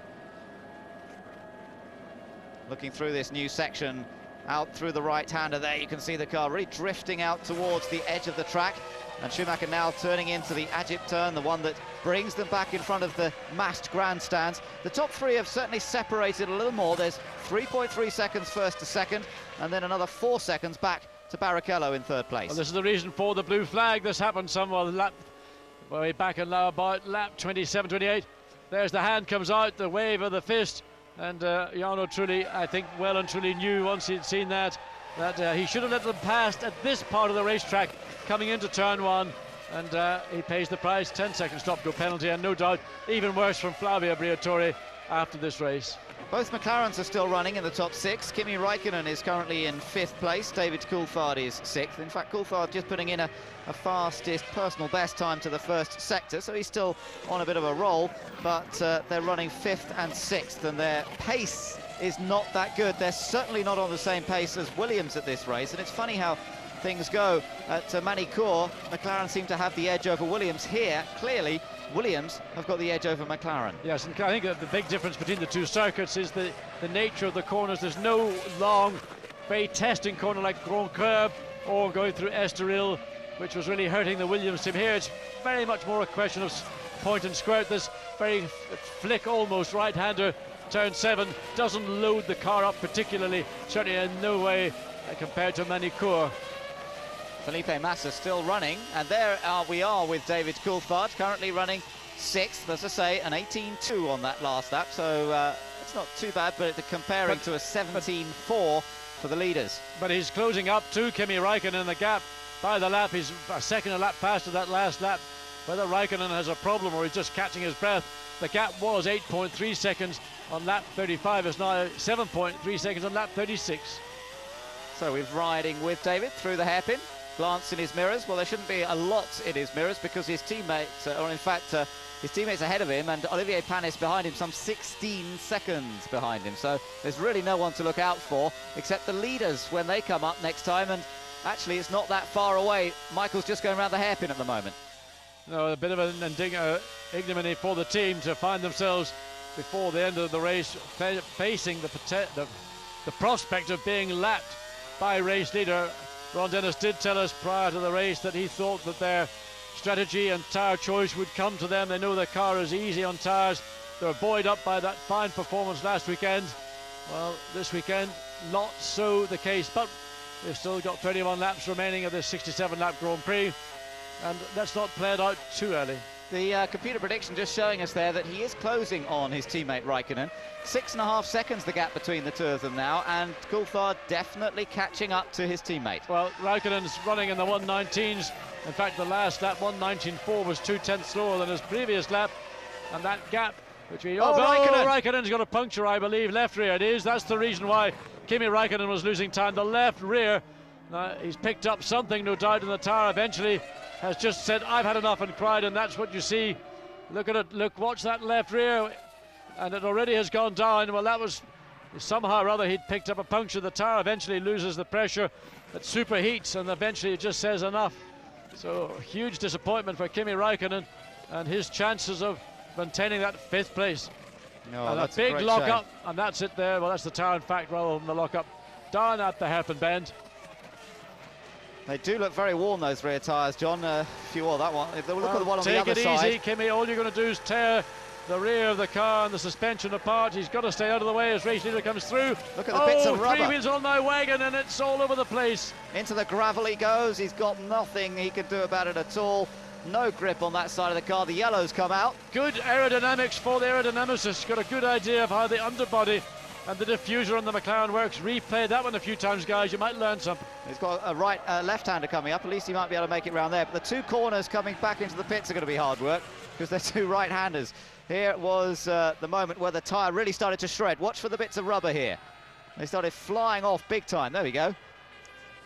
Oh, and Trulli's out. Well, what has Jarno Trulli done? And that, we're looking to see that's down in the Sachs curve, in fact, and just putting Jarno Trulli out of his misery. Has been an unhappy afternoon for the Italian, and off at the Sachs curve.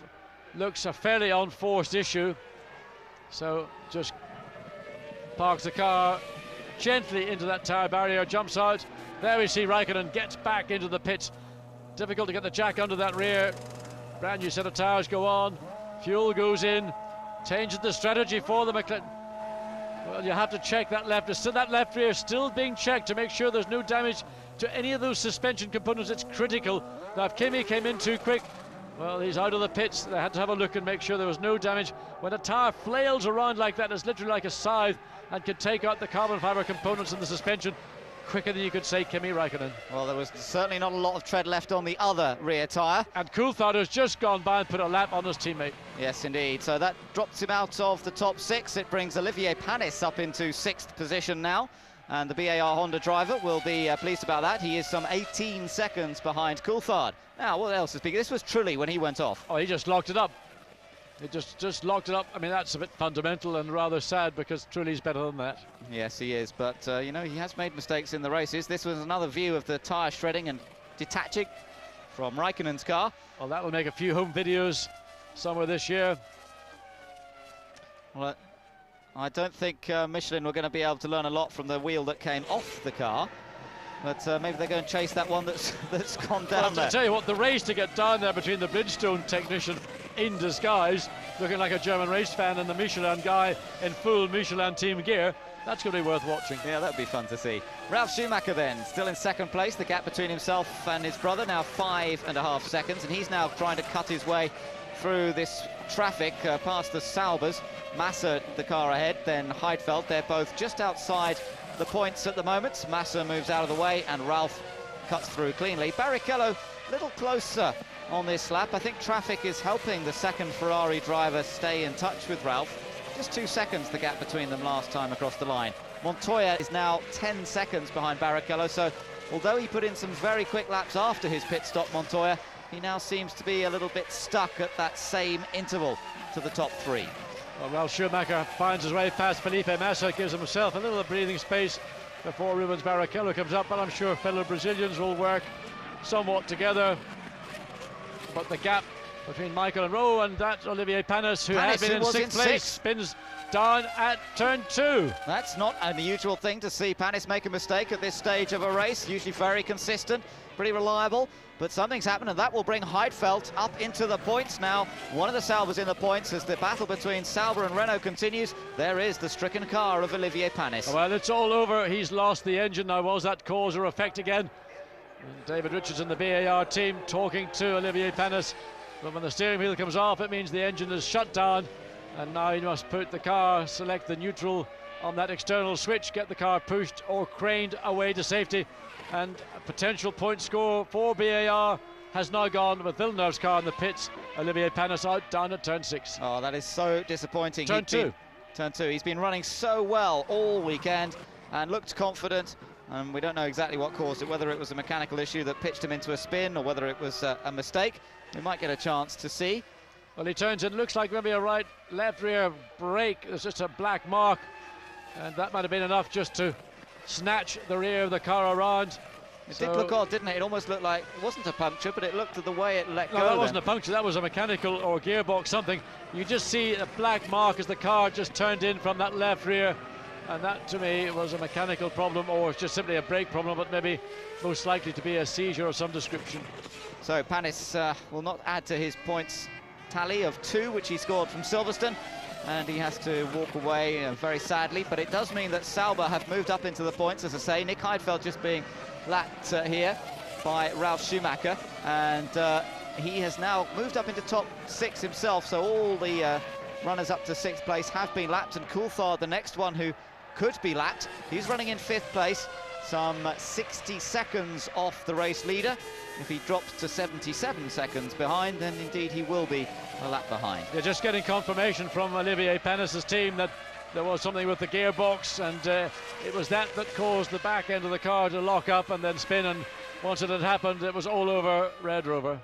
Oh, it's a very disappointing day then for BAR. They've lost both their cars, and we're down to 13 cars running in this race. If we include Raikkonen in that, he is back out on track, of course, Raikkonen. He's still running, but well down the order after his puncture.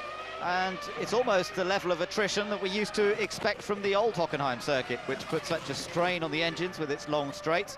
We thought the attrition may be slightly less this year, but doesn't seem to be the case. We're down to 13 runners as we watch Ralf Schumacher. There is the race leader, Michael Schumacher. Still a lot of brake dust coming up as he breaks into the hairpin. His advantage up to 8.1 seconds, though. Big lead now over Ralf Schumacher. 25 laps remain, and we're approaching the point where we might see a second round of pit stops, and indeed Sauber are getting ready. So pit lane once again going to be very busy. Remember that Montoya had a fairly short stop. Ralf Schumacher's stop was impeded by Jacques Villeneuve. Ferrari drivers had fairly straightforward services, but the pace that Michael Schumacher is able to run at right now in this middle distance part of the race, I suspect Ralph will say my second set of tyres, I didn't have the same balance or same grip. There can really be no other reason. Well, looking down the order, we've seen the cars that have gone out. Panis, Trulli, Villeneuve, Button's out. So is Alan McNish. A long list of retirements, also including Mark Webber and Heinz Harald Frentzen. And, of course, remember Pedro de la Rosa, who went out on the opening lap. Into the pits comes Felipe Massa, running in 7th place, just outside the points, coming in for his second scheduled pit stop. So Felipe Massa, one of the earlier pit stoppers. In fact, I think he was the first in.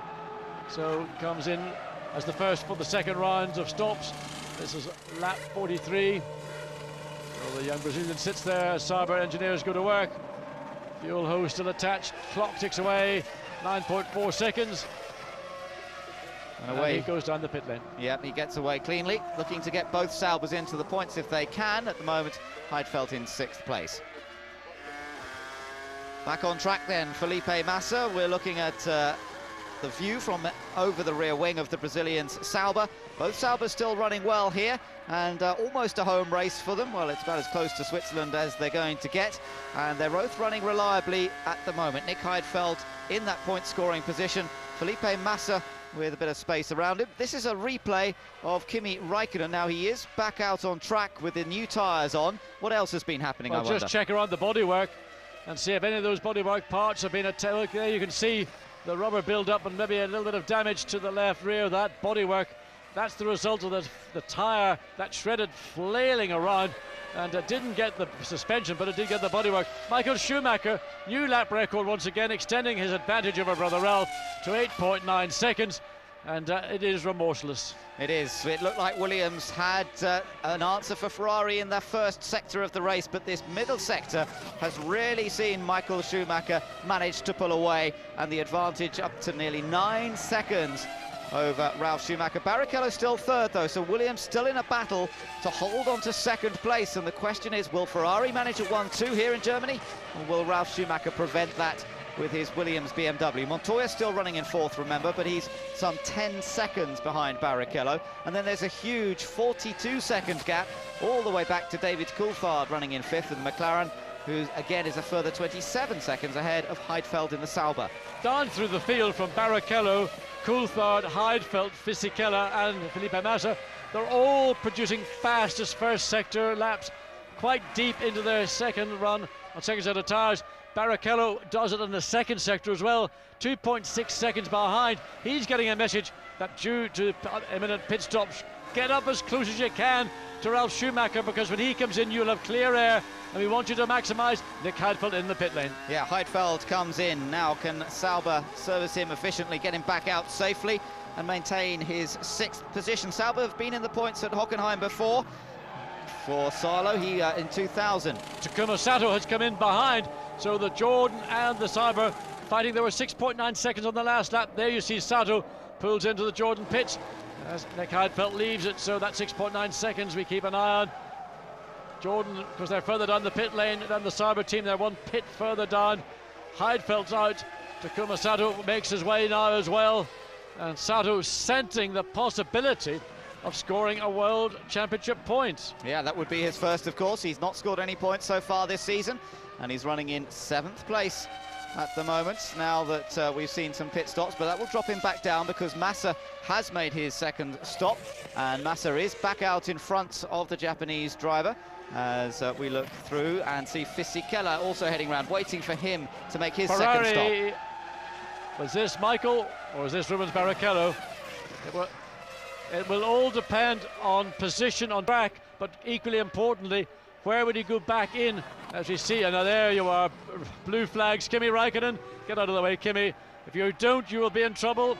Rubens Barrichello, he's the first Ferrari in, so get him in, get those Bridgestone tyres on. I wonder what Kimi Räikkönen is doing. Is he going to fall foul of the same rule? They got a problem with the fuel rig, John. Oh, disaster for Barrichello. This in the battle for 2nd. It doesn't look like Ferrari are going to take a 1-2 because they did not get the fuel going in and they had to rush back get it back on, plugged in and away now. Hopefully Rubens will be able to go. It always happens to Rubens. 21.2 seconds, and that's going to put him into the zone of Juan Pablo Montoya. Into the pits also, Giancarlo Fisichella, as he had moved up to 6th with other people making pit stops. Bernoldi also in the pits at the moment, and they're the tyres as we await for Michael Schumacher to make his pit stop.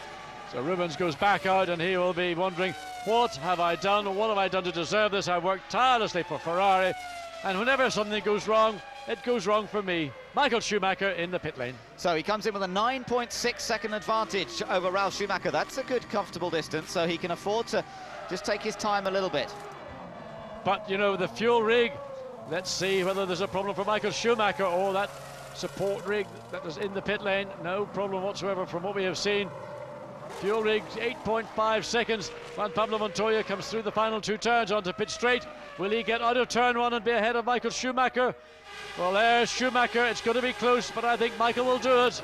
Yep, and Montoya still to make his second stop, comes flying through turn 1. He will be pretty close to the Ferrari as they get onto the brakes into turn 2. But now I think the Ferrari will be able to stretch out an advantage once again. There's the view back to Montoya. But remember, Montoya still will lose a good deal of time when he makes his second stop. For the moment, Ralf Schumacher is the race leader. And amazingly, even with fuel on board, okay, a new set of tyres, and Williams now preparing for Ralf Schumacher or Juan Pablo Montoya. I suspect it might be Montoya because he had a short change fuel, but Montoya took a very small amount of fuel from memory. I don't know whether they can let him stay out or not. Yes, he may have started a little heavier as well, but let's wait and see. We would expect Ralf to be coming in earlier, and this is our opportunity. Let's wait and see. We would expect Ralf to be coming in earlier, and this is our opportunity. Coming through the last 2 right-handers. Is he tightening the line? Yes, he is. He heads back into the pit lane. Ralf Schumacher comes in. It is going on to lap number 48. Where's Jacques Villeneuve? He's not there. Not this time, thankfully, for Ralf. But that really would have hurt him last time. And Michael Schumacher will retake the lead. He'll be coming over the start-finish line in a few moments. Just fuel, no tyres. Yeah, that's an interesting one. Just refueling. There goes Michael. Ralf does get going. Montoya comes across the line as well, of course, having not made his stop. And look for the background. Ralf will just be rejoining in the background. There he is now. He was right at the far end of the pit lane. Interesting that Michelin and Williams did not opt to change those tyres. Ralf must be happy with the balance after all. I speculated maybe he wasn't so happy because he dropped back from Michael Schumacher, but there he is, back out, refueled, no new tyres. Well, what he does have is a big gap over Rubens Barrichello. Remember how close they've been all race? Well, now Barrichello's only just turning into turn 2. As Ralf went too early. That was interesting. Well, what were they doing? I don't know why. The fueler was well out of the way, but the lollipop man said, no, no, no, wait. And indeed, it was Ralf who was looking. He was looking in his mirror at the fuel, at the refueling rig. He wasn't looking at the lollipop man. So as soon as he saw the rig out, he let the clutch go and off he went. But as you say, the lollipop man hadn't lifted it. So not quite what he was waiting for. Montoya now we're expecting to be coming in on this lap. And look at the rubber in the track. You can see how much the track has changed. This was completely resurfaced. The grip building up all the time, but he dives into the pit lane. And this time he'll probably take on board a little bit more than we saw going into Ralf Schumacher because of that slight short changing of fuel on his first stop. So heading down into the Williams pit area. Brings it to a halt. Now changing tyres on this car, I think they are. Yes, they are. Rears, well, certainly front's going on. And that's interesting. Ralf did not have a change of tyres. Montoya does. Barrichello comes through, but look, there's the situation. Montoya, where's Barrichello? There you just see him. So he's coming out ahead of Barrichello. Barrichello lost out massively because of that refueling rig problem. That's the crucial battle, yes, indeed. Montoya now moves up into 3rd position, effectively, and Barrichello finds himself back in 4th place. So Ferrari's hopes of a 1-2 are right out of the window, and Williams now have a good opportunity to score well. And remember, Ferrari still haven't wrapped up the constructors' battle. This will keep it going for a bit longer.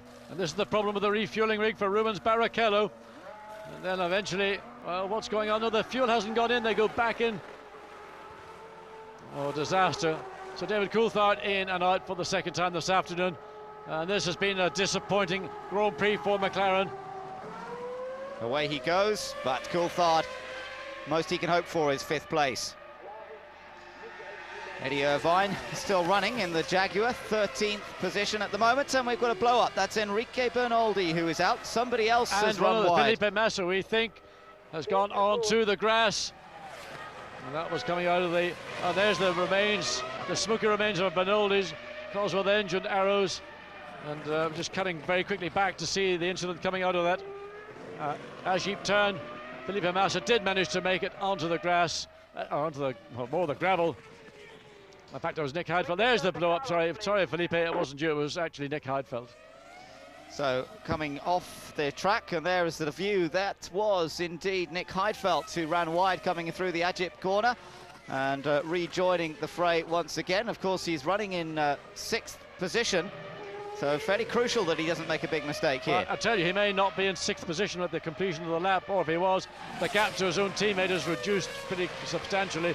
He would have lost 3 to 5 seconds with that little expedition into the gravel and the grass. Yes, and indeed Massa is closer to him, but Heidfeld still has the advantage in 6th. Now Irvine's still going, which is now 12th position after we've lost the car of Bernoldi from this race. 12 runners, I'm afraid. That's all we have still going, and we've still got some 16 laps to go, as you can see from the lap counter at the top of the screen. 16 laps remaining in the German Grand Prix. Michael Schumacher some 9.7 seconds ahead of brother Ralph, but and still Michael working. Yes, he did. You know, you cannot relax. Michael's still pushing. He's just got under a 10-second advantage over his brother, but there through turn 2 you could see that suddenly the back end just snapped away.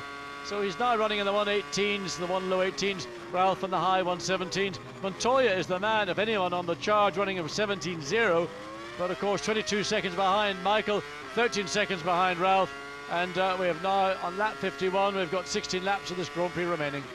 Yes, he's only about 6 or 7 seconds behind Coulthard now in terms of lapping the McLaren, so that's a great disappointment after they had a possible victory last time out, beating this man Michael Schumacher with Kimi Raikkonen and Manny Kuhr, and of course Coulthard was 3rd. A fantastic day in France for the McLaren team, but it's not that way at all here. Raikkonen suffering a blowout. He is still running, but he's down in 11th. And David Coulthard just not really able to drag much performance out of his car. He's in 5th. Interesting, Michael again short shifting. We saw that early in the race from others. He's doing the same thing, just maintaining a comfortable rhythm around the 1:18.0. Not being challenged particularly, though. The team will tell him that Ralph did take 0.4 of a second. In fact, it was 0.3 of a second at the end of lap 52. So Ralph Schumacher getting the hurry up from the Williams team. And there are the championship battle for that second place, if it remains as it is right now at the end of this race. Yes, the figures in the white boxes showing what the points situation would be with Montoya and Schumacher. Ralph, that is, would be tied in 2nd place on 38 points, and Barrichello dropping back slightly. Well, we have to see. Both Williams have yet to make it to the finish of this Grand Prix, and they have had their reliability issues at times during this season, remember. So they've still got to count off the 15 laps to get the 2 spots on the podium. Well, for all those fans of Sauber, you've got their 2 drivers, Heidfeld and Massa, fighting away like a pair of ferrets in a bag. Just under 2 seconds between the two. Of course, Massa being helped by Heidfeld's off as they came into the stadium. So Felipe Massa battling away for that last point. Heidfeld 6th, Felipe Massa 7th. Yes, that's going to be a tussle to the end of the Grand Prix, although Peter Sauber will be very strict that they don't actually take one another off. That would be a complete disaster, as all the points are so crucial at this stage of the season. Irvine gamely continuing with the Jaguar. There is Ralf Schumacher in 2nd place. There's still that gap, much the same between Michael and Ralf. It's 9.4 seconds as they cross the line this time. Let's just ride on board with Ralf for a moment. Well, around turn 6.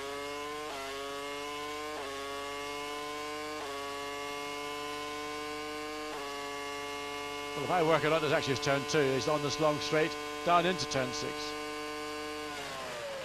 Look at the way under braking, how his head and his neck just sort of compress. You really see that so clearly. That's why you don't have the traditional Sunday meat and 2 veg before you get into a Grand Prix car. You just need to be very careful about diet, hydration in a race like this, with the high ambient temperatures, high track temperatures. Make sure you take plenty of liquids on board in the form of food and natural liquids, and all the hard work over the winter time, the preparation a driver goes through, this is when it pays dividends.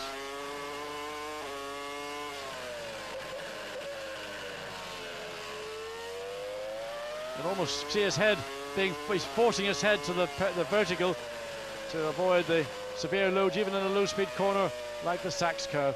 Yes, and of course nowadays these cars are running because of the new layout of track, a lot more downforce through this section, so they're generating a lot more sideways G-force, particularly this corner, quite fast right-hander, where this leads back down towards the new section. So we've ridden on board with Michael, we've ridden on board with Ralph, but they still have a 10-second gap between the two of them. Is it banana time? No, it's not banana time for Ross Brawn. It's a drink of water time as he waits to see whether this is going to be yet another victory for Ferrari. Looking for win number 154, they are. And of course, Michael Schumacher looking for only his second victory at Hockenheim and his first driving a Ferrari. Well, everything right now looks as sweet as a nut for Michael Schumacher. He's used that pole position to full advantage, pulled away very quickly from his brother Ralph, and then the lap times and his advantage over Ralph has hovered around the 9.5, 10 seconds varies. Basically, all Michael now has to do is run at the pace that Ralph Schumacher's running at, and right now on lap 54, this is 55 of course, Ralph was marginally slower than Michael. So one might think, has Ralph given up? We saw him do that, I thought, in Brazil. He's 10 seconds behind. We'll wait to see what it is at the end of lap 55. Has Ralph still got enough fire and fight in his belly to try and run down his brother? We'll wait and see. A 17.7 as he crosses the line. That's 2/10 faster than Michael on the lap. Well, there's a glimmer there, but I think it's just like the embers.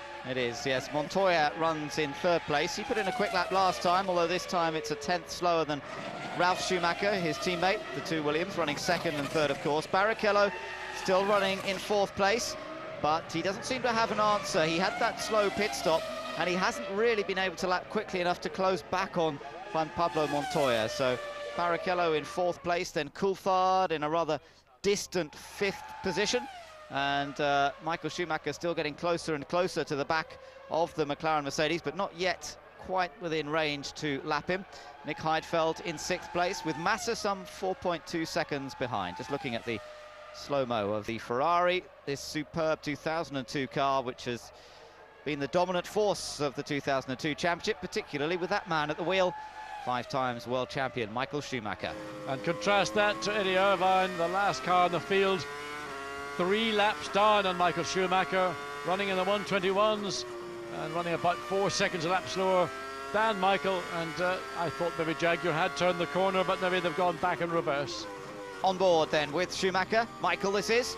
Let's ride with him a moment and just enjoy the sound and scene. Well, we'll switch off just as I say that, of course. We don't get the chance to listen to the V10 at the moment. The Ferrari working well though, and this is the overhead view down into the revised hairpin. Such a tight corner, huge amount of runoff on the outside there, and then accelerating all the way back up towards this Mercedes-Benz grandstand. It's almost as quick as that camera. There's a remote camera which accelerates with the cars. Now, I've never seen a camera on a, I mean, that is a very impressive piece of technology that the German organisers have put into place. At one time I thought it was a low-flying helicopter or something, but it isn't actually.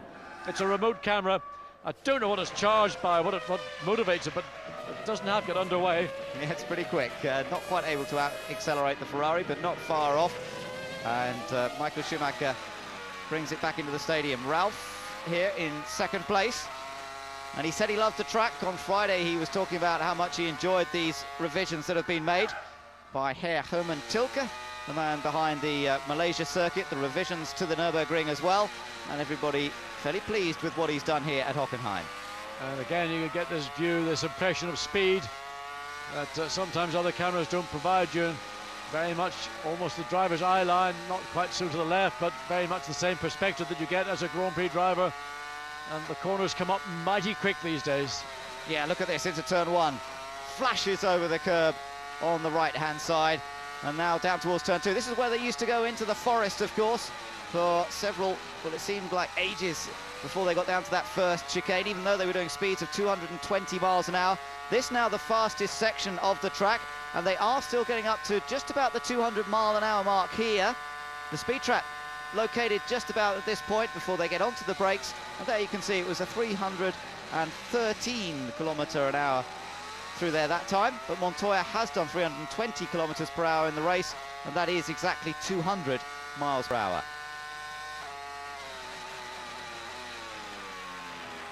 Now listen to it through the next section. Feathers the throttle and then back hard on it.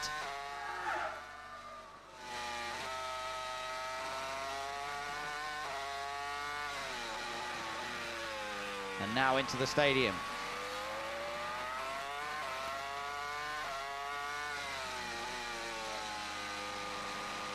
Beautiful sound of the crisp gear changes, those automatic gear changes. They can be done manually by the driver from the paddles behind the steering wheel, but they can also just be set automatically to change up and down at the various points around the track. And very crisp, very fast. It's amazing how quickly these systems change gear. Ralf Schumacher still in second, Montoya third, of course, and Barrichello in fourth. It's all about Williams and Ferrari here at Hockenheim. Well, we had hoped it would be about Williams, Ferrari and McLaren. Well, David Coulthard got trapped for a long time behind Jarno Trulli, but Kimi Räikkönen ran strongly in fourth place. And then he did have a major problem. He had a tyre delamination that may have been caused by a puncture.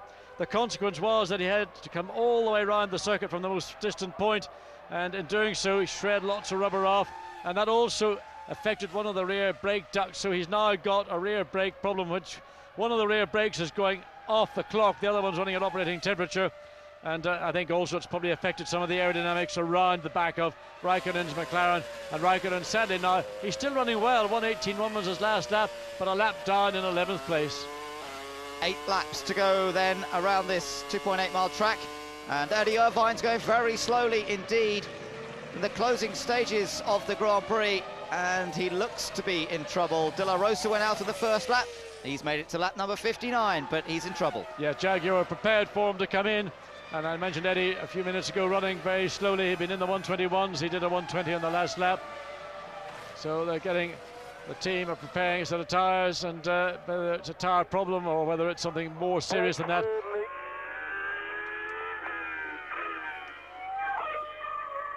And Eddie just does everything possible to get out of the way, which of course is what you should do.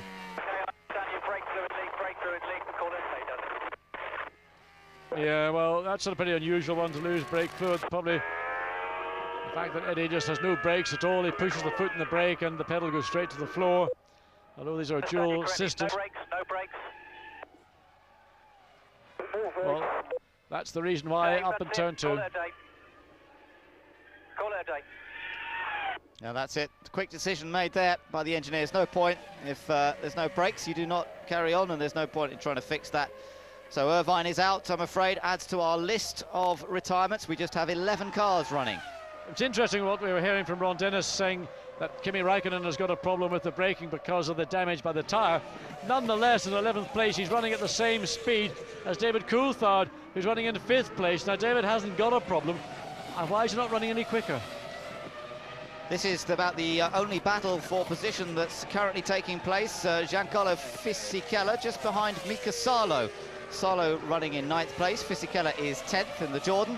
It did look good for him to score points today, having started in 6th position on the grid, but that slow pit stop, he had a big problem in one of the pit stops, really dropping him back down the order, and that's why he's now behind the Toyota of Salo.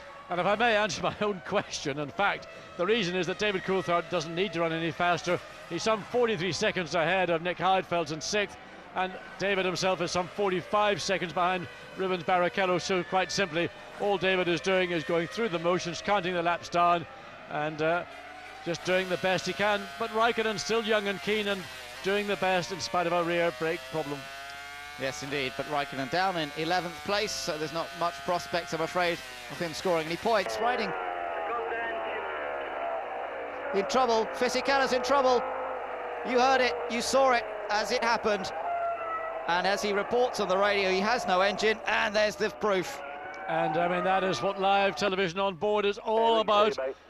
Sad for Fisichella, disappointing for Honda. And Giancarlo Fisichella, having been a star in qualifying, starting in the 3rd row of the grid in 6th position, climbs out of his Jordan. And, well, he was only in 10th place at the time. Takuma Sato now carries the shoulder of responsibility for the team, but in 8th place, 9.7 seconds behind Massa in 7th, and well, he's some 15 seconds away from getting a point. Well, he certainly picked it out straight away. He's on the radio virtually as it was happened, and well before the smoke started emanating from the back of the Jordan.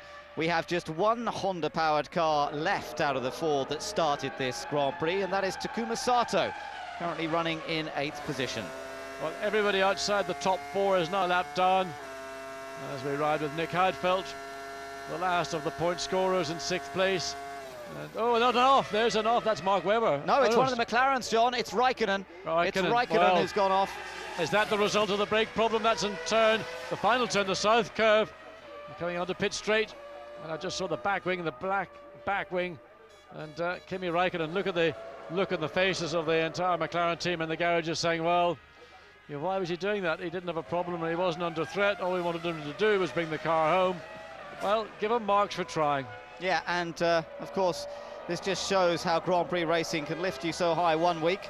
2nd place and nearly the Grand Prix win at Manicourt, and this time he's out of the race. And indeed, it's interesting, looking down in the pit lane, Williams are preparing for a stop now. I wonder what that's all about. Well, there we see Kimi well and truly backwards before he gets to the Sud curve. And that barrier very close to the edge of the track. Claimed Rubens Barrichello, and well, not many serious damage to the car. As you see, his foot hard on the brakes, and there the gravel not doing very much to slow the car down. Wallops the right rear, but this is the Williams team. Well, we'll have to wait and see what happens here with Ralf Schumacher. Which one of the cars is due to come in? And maybe it is a concern about tyres, although they don't have tyres ready yet, unless they're keeping them, but they don't actually have tyres sitting down there in the pit lane ready for him. It's strange, Ralf is coming in. It's a strange decision because he didn't change tyres on his second stop. He's some 15 seconds ahead of Montoya, and I doubt he's going to get in and out. He's going to lose a position with this. So what's going to happen here? Ralf Schumacher, let's see what the team do. And they're clearing out. There's something going on around the side pod. Hydraulics, it's the pneumatic system on the engine, we think. So there's been a bit of a leak. So the pressure that operates the air valves was the problem. So Ralf Schumacher loses that position. In fact, he's in danger of Rubens Barrichello now coming up behind him. So while Ralf was looking forward, so that used to happen in the past. It's not so frequent these days, certainly not very much in a race. Usually when that pressure goes down, you usually find the valves are sort of bouncing around your head. Well, Ralf Schumacher, then what a shame for him, because it means he's pushed back down to 3rd. Williams still running 2nd and 3rd because Montoya now comes up to 2nd place, but Ralf Schumacher, who's driven so well, kept the pressure on Michael in the early stages, could not maintain that pace, particularly in the 2nd stint, but he doesn't deserve to have dropped back down to 3rd place, and obviously mechanical problems for the Williams. Well, that's a cruel blow for Ralf Schumacher, who now has got a revitalised Rubens Barrichello. Looking at the rear of this Williams BMW, there's Ralf. Barrichello just comes out.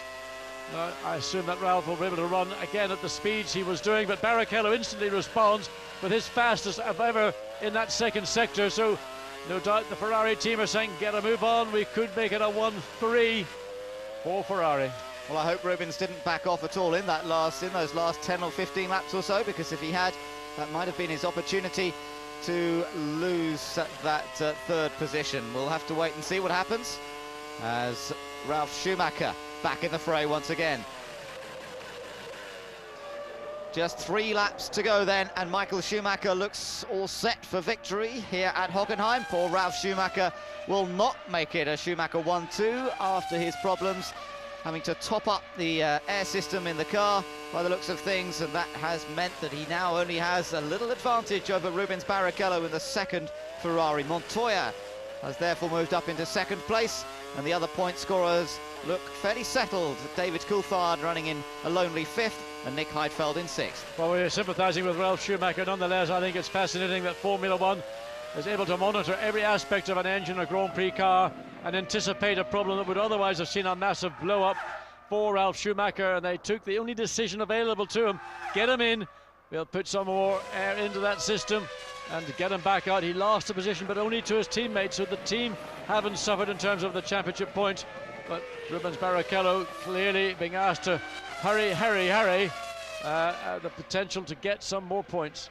Michael Schumacher has lapped David Coulthard now, So, well, it's happened earlier on this year. It certainly happened at Imola. He was lapped when he finished in 6th place there. And I'm afraid it's happened here in Germany on Mercedes' home ground, John. It's a bit of an embarrassment to be lapped. Actually, Ben, what's happening is Michael has actually backed off, and Coulthard's closing up. Michael's last lap was a 1:20.9. Coulthard's was a 1:19.5. And with now just 2 laps remaining, I wonder whether Michael will do something which he would not normally do, just give David back his lap, or whether he's going to bother at all. Yes, he's changing up very early now. You could hear using much less revs. Listen. Accelerating out of the hairpin here. Certainly not putting the same sort of revs that he was in the early stages of the race, and that's fairly conventional. He will do that towards the end of a Grand Prix, save the engine, look after it, reduce the number of revs between gear changes, and hope that it lasts the distance. And it only has to last the final 2.8 miles for Michael Schumacher to win yet again and take his 2nd German Grand Prix victory. And Michael Schumacher comes into turn 2, a corner that caught many people out the scene of a lot of action, a lot of it due to mechanical failures, as Billy Weber, the manager of Michael and Ralph, calculates what this is going to mean to the future for the family, and no doubt another deal will be on the way to being concluded as Willie flies back home to his home in Stuttgart. It's record equaling time once again for Michael Schumacher. This will be his 9th win of the season, to match a record that he himself has established several times, and Nigel Mansell, the only other driver to have achieved that. 9 wins in one season, and we still have 5 Grand Prix to go. Surely that is another record that will go to Michael Schumacher this season. But what matters for him at the moment is that it's happening here at Hockenheim in front of his adoring fans. The last few corners to finish off, and Michael Schumacher can celebrate his 5th world title taken in France with yet another victory here at Hockenheim. The last right-hander, the fist in the air already to punch his way through. It's the last lap, the last checkered flag. The checkered flag comes out, and Michael Schumacher wins in Germany. David Coulthard a lap down, unfortunately taking the line in 5th position. But Michael is the winner, and the fans are over the moon about that. It's not a 1-2 for Ferrari. Montoya takes 2nd place, Ralf Schumacher 3rd. Super race is pretty tough. Well, Ross Brawn, yes, talking to Michael Schumacher. Rubens Barrichello comes across the line in 4th. Oh, sorry for Rubens and Ralph, was a shame. Fantastic done. Again, Well done, Michael. huge emotion in his voice. Explain to me what's going on. Fucking hell. What a tough first stint, I tell you. Oh, hard work. Well, as we anticipated, it was a hard Grand Prix, and Michael confirms it.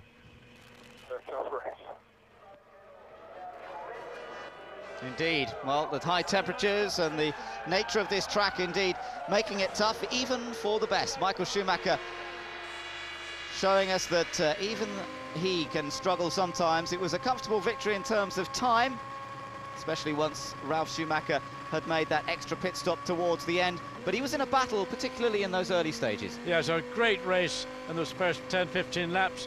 And really, no one was quite sure what the strategies were going to be, if anybody was going to try and be very tricky or clever, but it panned out that everybody made 2 stops. But once again, Michael Schumacher and Ferrari, total masters of Grand Prix right now. Yeah, he is the master, and no doubt he'll carry on throughout the rest of the season. So, delight for him, delight for Ferrari. But Williams have made some progress, John. They're much more on the pace with Ferrari in this race than we have seen them in the last few. They've had to do something, because clearly their performance at Manicourt wasn't up to their standard, and they weren't able to do anything at Silverstone. It's been tough because they've got a car with certainly an engine the best, equal to the best, whether it's because of the engine characteristics, whether it's because of the design of the aerodynamics on the car, whatever it is, the Williams team are going to have to work very hard to put themselves back onto par, but they appear to have begun that job here this afternoon. Still not good enough to beat Ferrari head-to-head on merit. Nevertheless, when they go to the next Grand Prix, the Hungaroring, that will be an interesting outing for Ferrari, McLaren and Williams. It gives Montoya second place clear of Ralf Schumacher in the Drivers' Championship. They were to be tied if they'd finished as they had run throughout much of the event, second and third. But now Montoya has a clear advantage, as you say, before they go off to Hungary next time. Michael Schumacher doesn't have to worry about points anymore, although in the Constructors' Championship it was useful for Williams to get both cars on the podium. Just the 10 points maximum, once again going the way of Ferrari, and Barrichello still picking up useful points for Ferrari down in 4th position. So in that Constructors' Championship, Ferrari continuing to pull away. McLaren, Mercedes in 3rd place, of course, still some way behind Williams, and they had a chance to perhaps close that gap up here, but it didn't come together. Renault and Sauber scoring that 1 point for Heidfeld, so they've closed the gap up very slightly once again, but none of the other constructors getting a look in the NBAR holder. Looked to be getting 1 point for Panis, but it went wrong for them. Well, just listening on the Sky Channel to Ross Brawn talking to Peter Windsor and confirming what we saw from that onboard view of Michael Schumacher's Ferrari, that they were suffering from tyres and the blistering that we saw. So really what they were trying to do above all was just consolidate, control, not trying to run away by a country mile as they might like to have done otherwise. He makes his way in and the flags are flying all around the stadium here in Hockenheim. They are celebrating this man's achievement once again, and having won for Benetton way back in 1995, at last he has another victory to celebrate here with Ferrari. And just also finding out from Ross Brawn that the reason that Rubens had a problem in the refueling wasn't in fact because of the refueling equipment, it was the refueling flap, which should be selected or opened when you select first gear coming in the pit lane. It didn't open, and that was the cause of that refueling problem for Rubens Barrichello. So it usually means you've got to sort of put something into prise it open, but not ideal.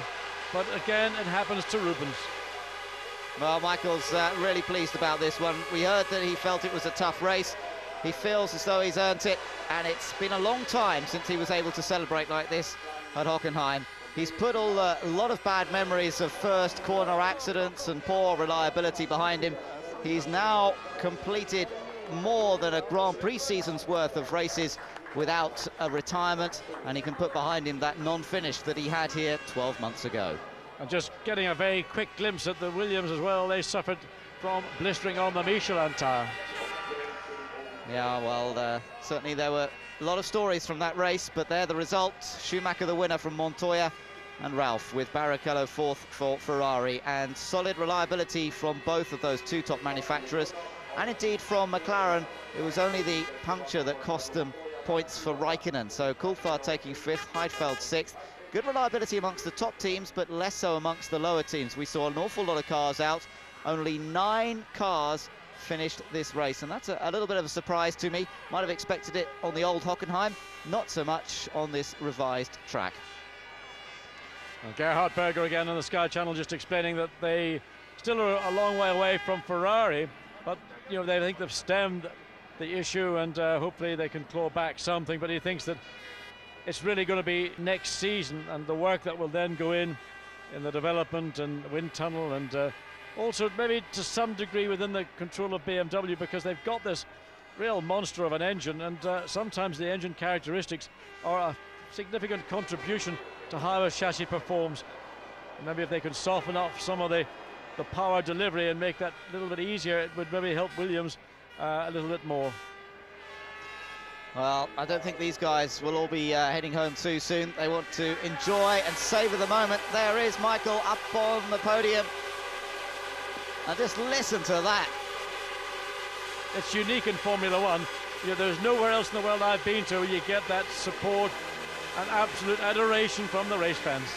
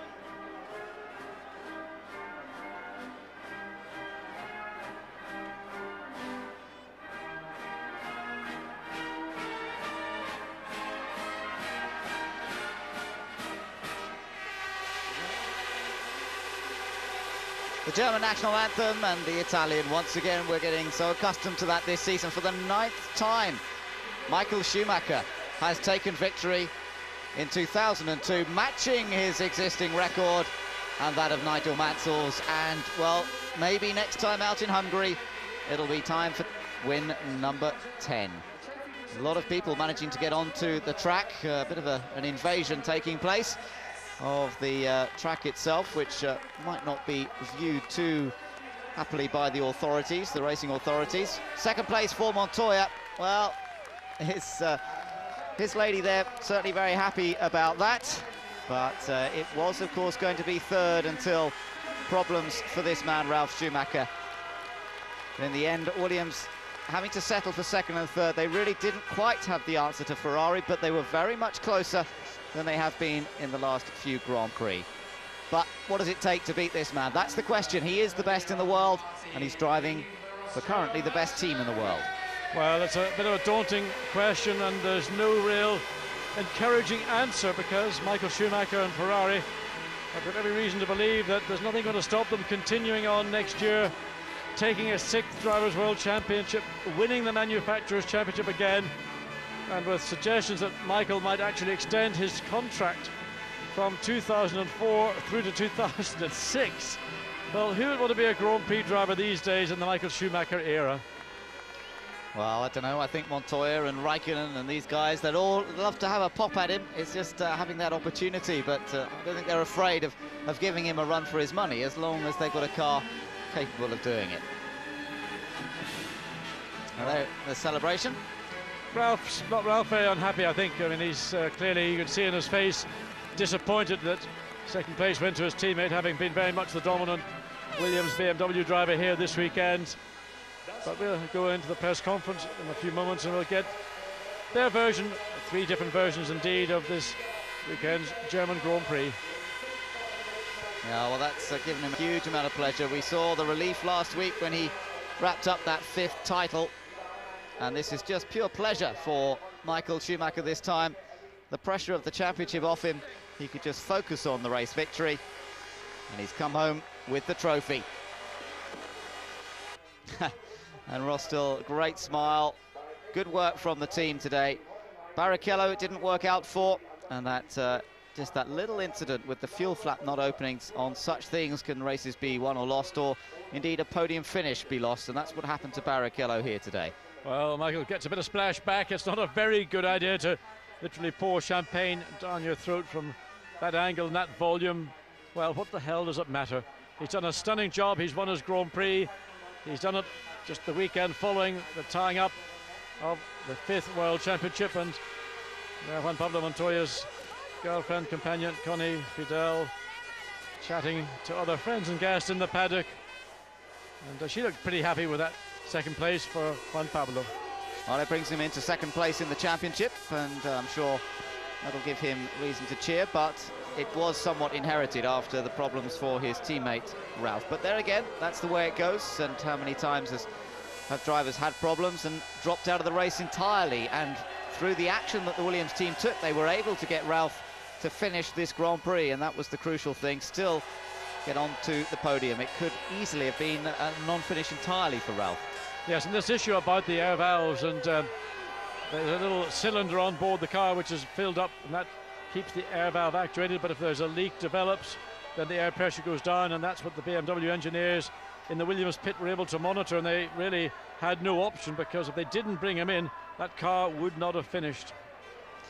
Well, the fans have got this chance to have a look around and see what's going on as the drivers make their way into the press conference, and in just a few moments we'll be hearing from the top 3, Michael Schumacher, Montoya and Ralf Schumacher. Let's just see how happy Michael is. Yeah, looking at those flags, the crowd, you'd think you're actually at the Italian Grand Prix at Monza. Almost. Well, let's go and join the top 3 now. Congratulations, gentlemen, an enormously long, hot and exciting German Grand Prix, with victory going to Michael Schumacher, second place to Juan Pablo Montoya, and third place to Ralf Schumacher.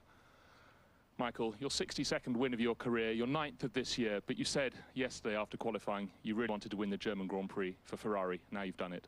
Yeah, no, everybody knows that that hasn't been the case so far. in the 7 years I'm driving for Ferrari, and it's without words, honestly, because we have achieved so much in this year that it's amazing. I only thank God that He was giving me this opportunity. The team again did a fantastic job. It was a very tight battle today between Ralph and myself, and but I think the German fans really loved that, and it's a shame, obviously, what happened to Ralph. Would have been nice to have 2 Schumachers in first and second position, but I'm sure we get more opportunities maybe in future. Anyway, I'm more than thankful to have been able to achieve this result. Thank you. Now, you were saying something on your team radio on the slowing down lap about your first stint, because it really looked as though you had to push incredibly hard. You made a good start, but you were really, really right on the edge in those first 20 or so laps. Yeah, I think all of us today, we struggled a little bit with the temperatures. Tires started to blister quite a lot, and especially in the first stint. So I really had to fight very hard to sort of keep this advantage we had, and we started to lose it actually towards the end. So we were a bit concerned what would happen with the next set of tyres and so on. But thanks God, the tyres stayed together with the second and third set, and that was the base for the victory in the end. Michael, well done. Thank you very much. Juan Pablo, you were fighting early on with Kimi Räikkönen. That was one of the most exciting battles of the race. We saw you coming into the stadium side by side. How did you enjoy that? It was really good. I think, that really cost me most of my race. In the start, we went up the line really well, and then suddenly the car just bugged down, and, Rubens pulled away and Kimi went by me, and I think that really cost me. Took me quite a few laps to go by him, then I went by him, and we started, I started doing the same pace of the guys in front of me. But it was just way far, way too back, and, sometimes it's better being lucky than good. But talking of luck, it was looking as though, even though you were just edging in on Rubens Barrichello, that you weren't going to get second place, and yet here you are sitting second because of Ralph having some disappointment right at the end. Yeah, at the end of the day, it's racing, and as I said, sometimes, I've been in pole in the last 5 races, and out of the last 6 races, this is my best result, and I wasn't on pole, so. Well, there's a new approach. Thank you, Juan Pablo. Ralph, Michael said you were chasing him really hard, a long, hot afternoon, and then you had to make that extra pit stop at the end. No new tyres went on, no fuel went in. What was the team doing? Well, it was a very disappointing day for all of us, I think, for the team and myself. Everything went wrong, which could have done. I was held up by some guys with a blue flag. Couldn't do my pit stop because someone in front of me was so slow. And then at the end, we had to come in and to do just a safety stop because we were having a problem in the engine. It also looked as though you had a problem in your second stop when you tried to leave. There seemed to be a 2-part movement, a bit like the one that Juan Pablo had earlier this year. Yeah, there was a misunderstanding. Simply the lollipop wasn't quick enough, so I started to go without the lollipop being up. That's why I stopped again. Not your day, Ralph. Tough luck. Totally not. But anyway, here we are, being second and third, good for the team. We have had worse weekends, I would say. Ralph, thank you. Back to you, Michael. An extra week between this Grand Prix and the next one in Hungary. Are you looking forward to that one? Yeah, certainly, because we have, I think, good reasons to celebrate, and I really look forward to have that time for my family, to take some time off and then just relax and take or recharge batteries for the last part of the season, which still we have to win the Constructor Championship, although it's a very comfortable position we're in, but still we have to do this, and races to do whatever is the point situation, championship situation, still is a big enjoyment, and I look forward to this, to have some more battles and fights. Michael, thank you very much.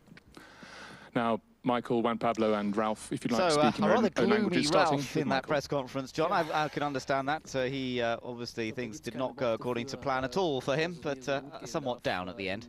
Yes, very much so. I think he, first of all, being beaten by his teammate through really no fault of Juan Pablo Montoya's, and then you could see he would have accepted second place to Michael. Third place to Juan Pablo is not acceptable, and he was unlucky. He caught in a bad place. Trulli paid the penalty for that with a drive-through penalty. Then he had other problems coming in the pit lane when Jacques Villeneuve was having a Sunday afternoon nap. And then, of course, that problem with the engine, which he didn't go into detail with, but was basically related to the air valve, the reserve bottle they have. They run out of pressure, basically. So it was potentially a second place, and you never know, might have pushed Michael harder, and ends up being a third place. Well, that's the way it goes, as Montoya said, to a certain extent. He's had his problems as well. But a shame on German soil for the Schumacher brothers not to be able to celebrate a 1-2 finish. But for the rest of the season, it does bode well. Williams certainly getting to grips a little bit more with a race setup as opposed to a qualifying setup, which they've done in the last few Grand Prix. They're beginning to knock on the door, but they still could do with a few little problems for the Ferraris to actually come through and take the win. Yes, of course, going on to the next Grand Prix, that's in 3 weeks' time, the Hungarian Grand Prix, on an entirely different circuit, a very low grip circuit. Average speed in the middle to lower ranges as well, and totally different demands on the team. It's a maximum downforce circuit, again probably running the same kind of mechanical setup that you would run somewhere like Monte Carlo, which is quite strange bearing in mind that Monaco is not as fast a circuit as Hungary. Nevertheless, the grip levels are fairly low, so new challenges to come up for everybody in the paddock. Well, let's take a look back over the highlights of today's German Grand Prix, which has been run in perfect conditions. The breeze has been blowing, and the celebrations of the opening of the revised track taking place before the race itself got underway.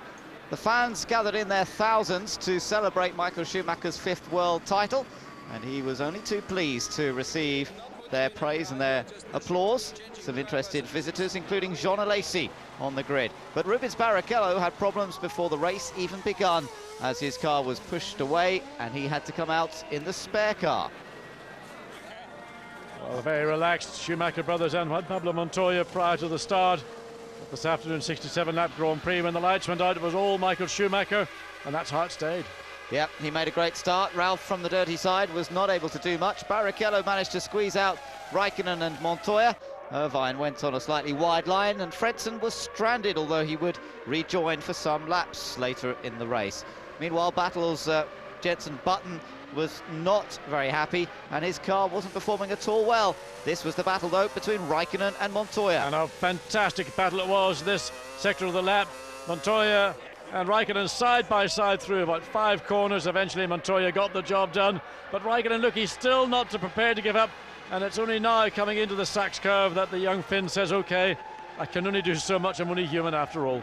Well, that kept the team happy. They loved to see their man racing hard, but Button didn't have much that he could do. Trulli, in fact, this was Trulli dropping back behind that whole stream of cars that were trying to get past him. Patrick Head and Gerhard Berger were in close discussion, as Ralf Schumacher felt that he was held up by Jarno Trulli and wasn't happy about it. And he was held up because Trulli had to serve out that drive-through penalty. There we see a sign we saw in Manicourt, a Toyota blowing up, but no such sign of anything but perfect reliability from Ferrari. Of course, unless your name's Rubens Barrichello. Yes, if your name's Rubens Barrichello, it is a slightly different story. Schumacher had a very straightforward pit stop and was straight back on his way. There were no problems for him. The two Saubers were busy putting on their own show, and Heidfeld moved up into 6th position. Well, you can see how much brake dust coming out from David Coulthard's McLaren as he locks up, but then a big problem for Kimi Raikkonen, his left rear tyre. A delamination could have been caused by a puncture, could have been something more serious. He makes his way back to the team, but in doing so creates additional damage around that left rear corner. Well, it was disappointment for him. It was disappointment for Jarno Trulli, the Italian, as well. Locked up, went off for his own mistake up at the Sachs curve, and that was all over and done with for the Renaults. And then Olivier Panis, who looked set to be a point scorer here today, also suffered a mechanical problem, pitched him into a spin and out of the race. Rubens came in, but the fuel flap did not open, and it took Ferrari a while to refuel him. That was how he lost 3rd position, and his podium finish therefore going the way of Juan Pablo Montoya. It looked like Montoya would finish 3rd. It was to prove better than that later, but Bernoldi was out of the race. Yes, and for Tom Walkinshaw, further agony to add to that he's already suffering.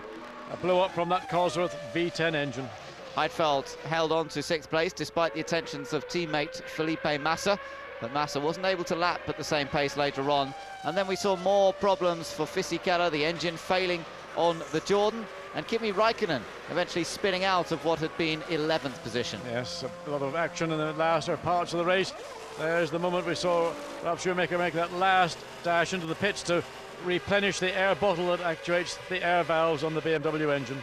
But Michael Schumacher came through to take the win here in Germany, the 9th win of the season for him, win number 62 overall, and looking towards another new record of number of wins in one season.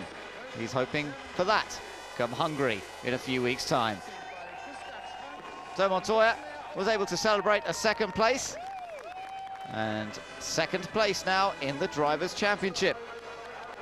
But Ralf Schumacher, a somewhat disappointed 3rd after being able to challenge his brother in those early stages. But interesting to hear from Ross Brawn on the wall after the race, and from Michael, that this was no walk in the park Grand Prix. It was a physically tough Grand Prix.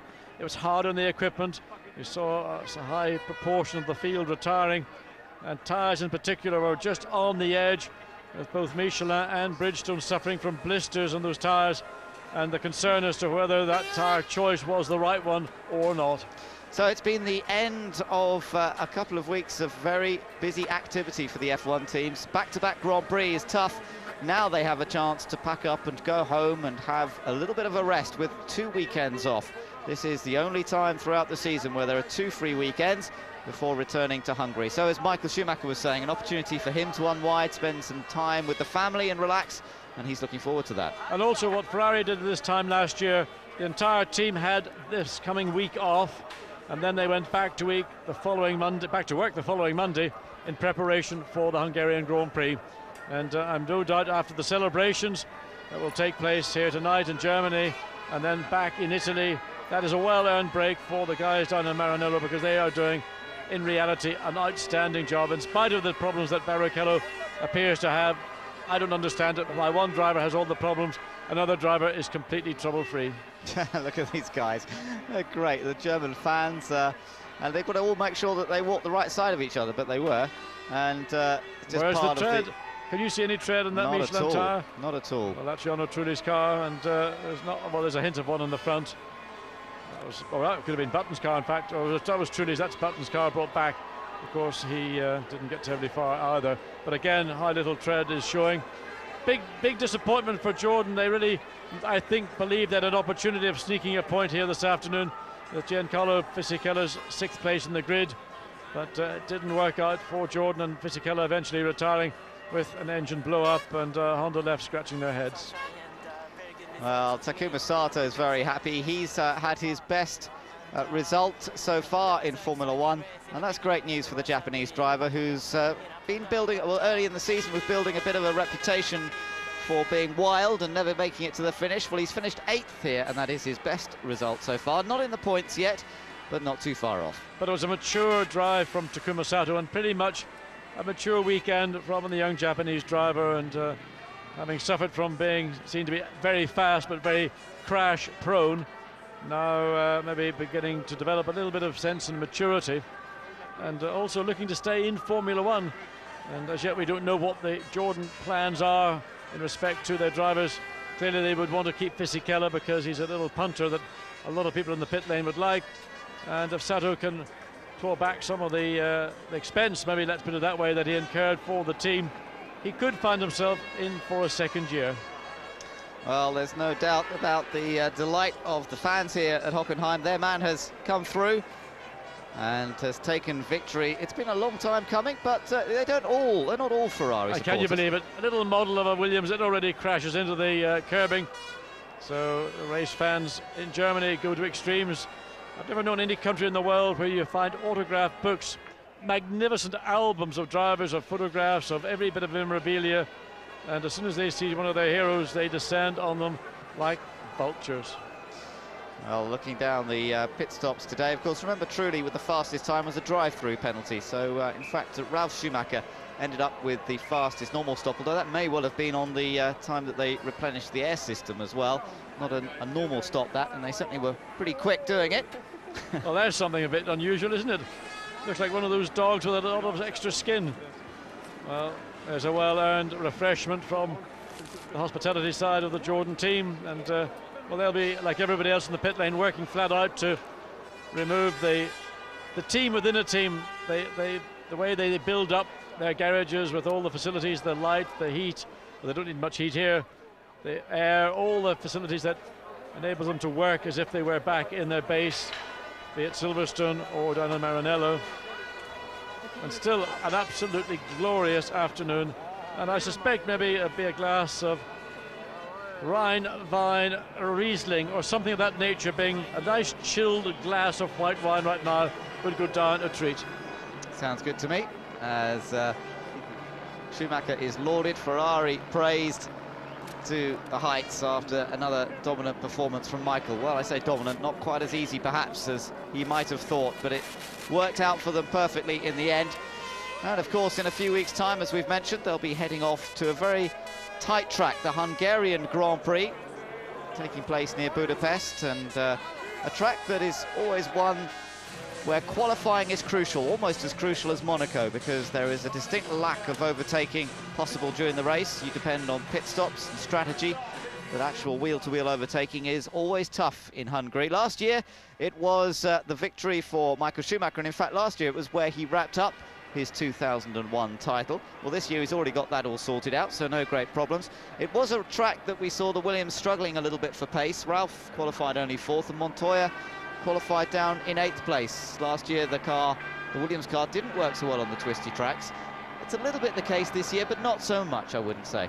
No, I think the Monaco situation helped them a little bit, and also Montoya was his first year last year, and tracks like the Hungaroring are maybe a little bit of a specialty circuit. It is a very low grip surface. It's not a particularly high-speed racetrack. It requires a specific setup. It requires a lot of downforce. Now, Ferrari are a team that have got that downforce, but in a particularly efficient manner.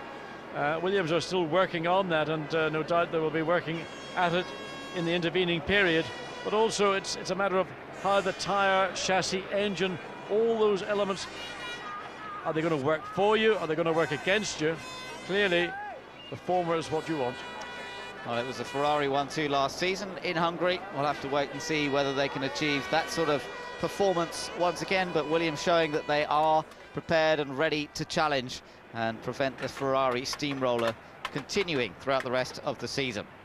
Well, people beginning to make their way home after a day that has made the fans very happy indeed. They've been camping by the side of the track, or just in the environs of the track. A lot of fans camping over the course of the weekend here. They've moved some of the campsites around, but still huge numbers of people have been staying all weekend.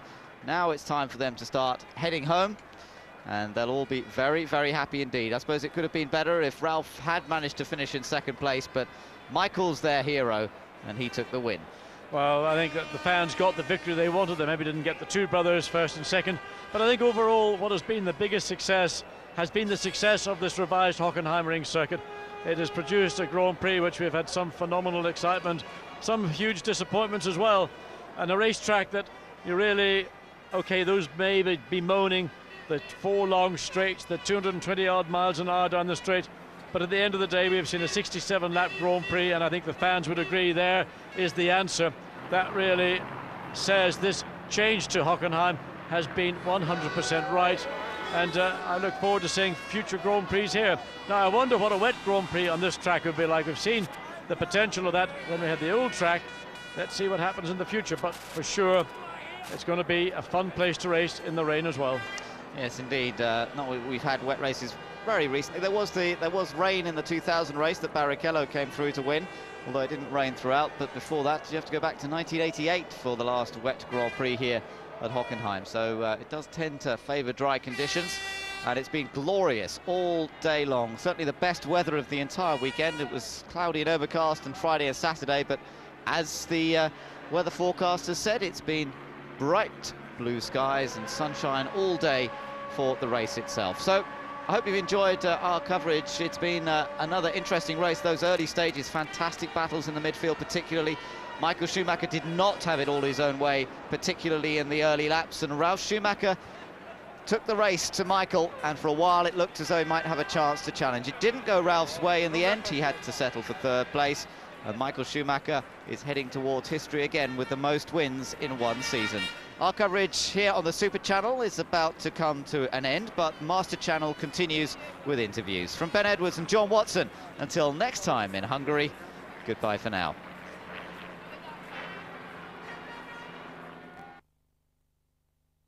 Ben, and he did have the good grace to say he felt sorry for Rubens. I wonder if he knows any more than us about why Rubens always gets the wrong end of the wedge. I think it was genuine there. You hear him on the radio there to Jean Todt saying, you know, I don't know what happened, and I feel sorry for Rubens and Ralph to a certain extent. He's genuinely, you know, kind of like that in victory, but it does seem that he gets the luck, and he once again is the Lord of the Ring. He is, and what he's done for that team, not just as a driver, but I mean, Peter Wins is always telling me it's his team. It's built around him. It works the way he wants it to work, and he does talk genuinely about his affection for the team members within it. He brought his own team there, effectively. Yeah, and that is the key, you know, and you'll see that. I've mentioned it, obviously, with David Richards and Jenson Button earlier about how it is about building mini-empires, and if you can build a team around yourself, then these are the sort of results you're going to get. And there's no question he's handpicked those guys. These are the same guys that were with him at Benetton, I'll use that name again, but when he won those 2 titles there, same team.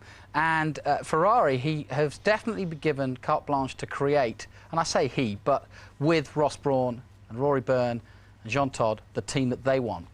Let's have a word with a member of that team, as just mentioned by you. Ross Brawn is with Peter.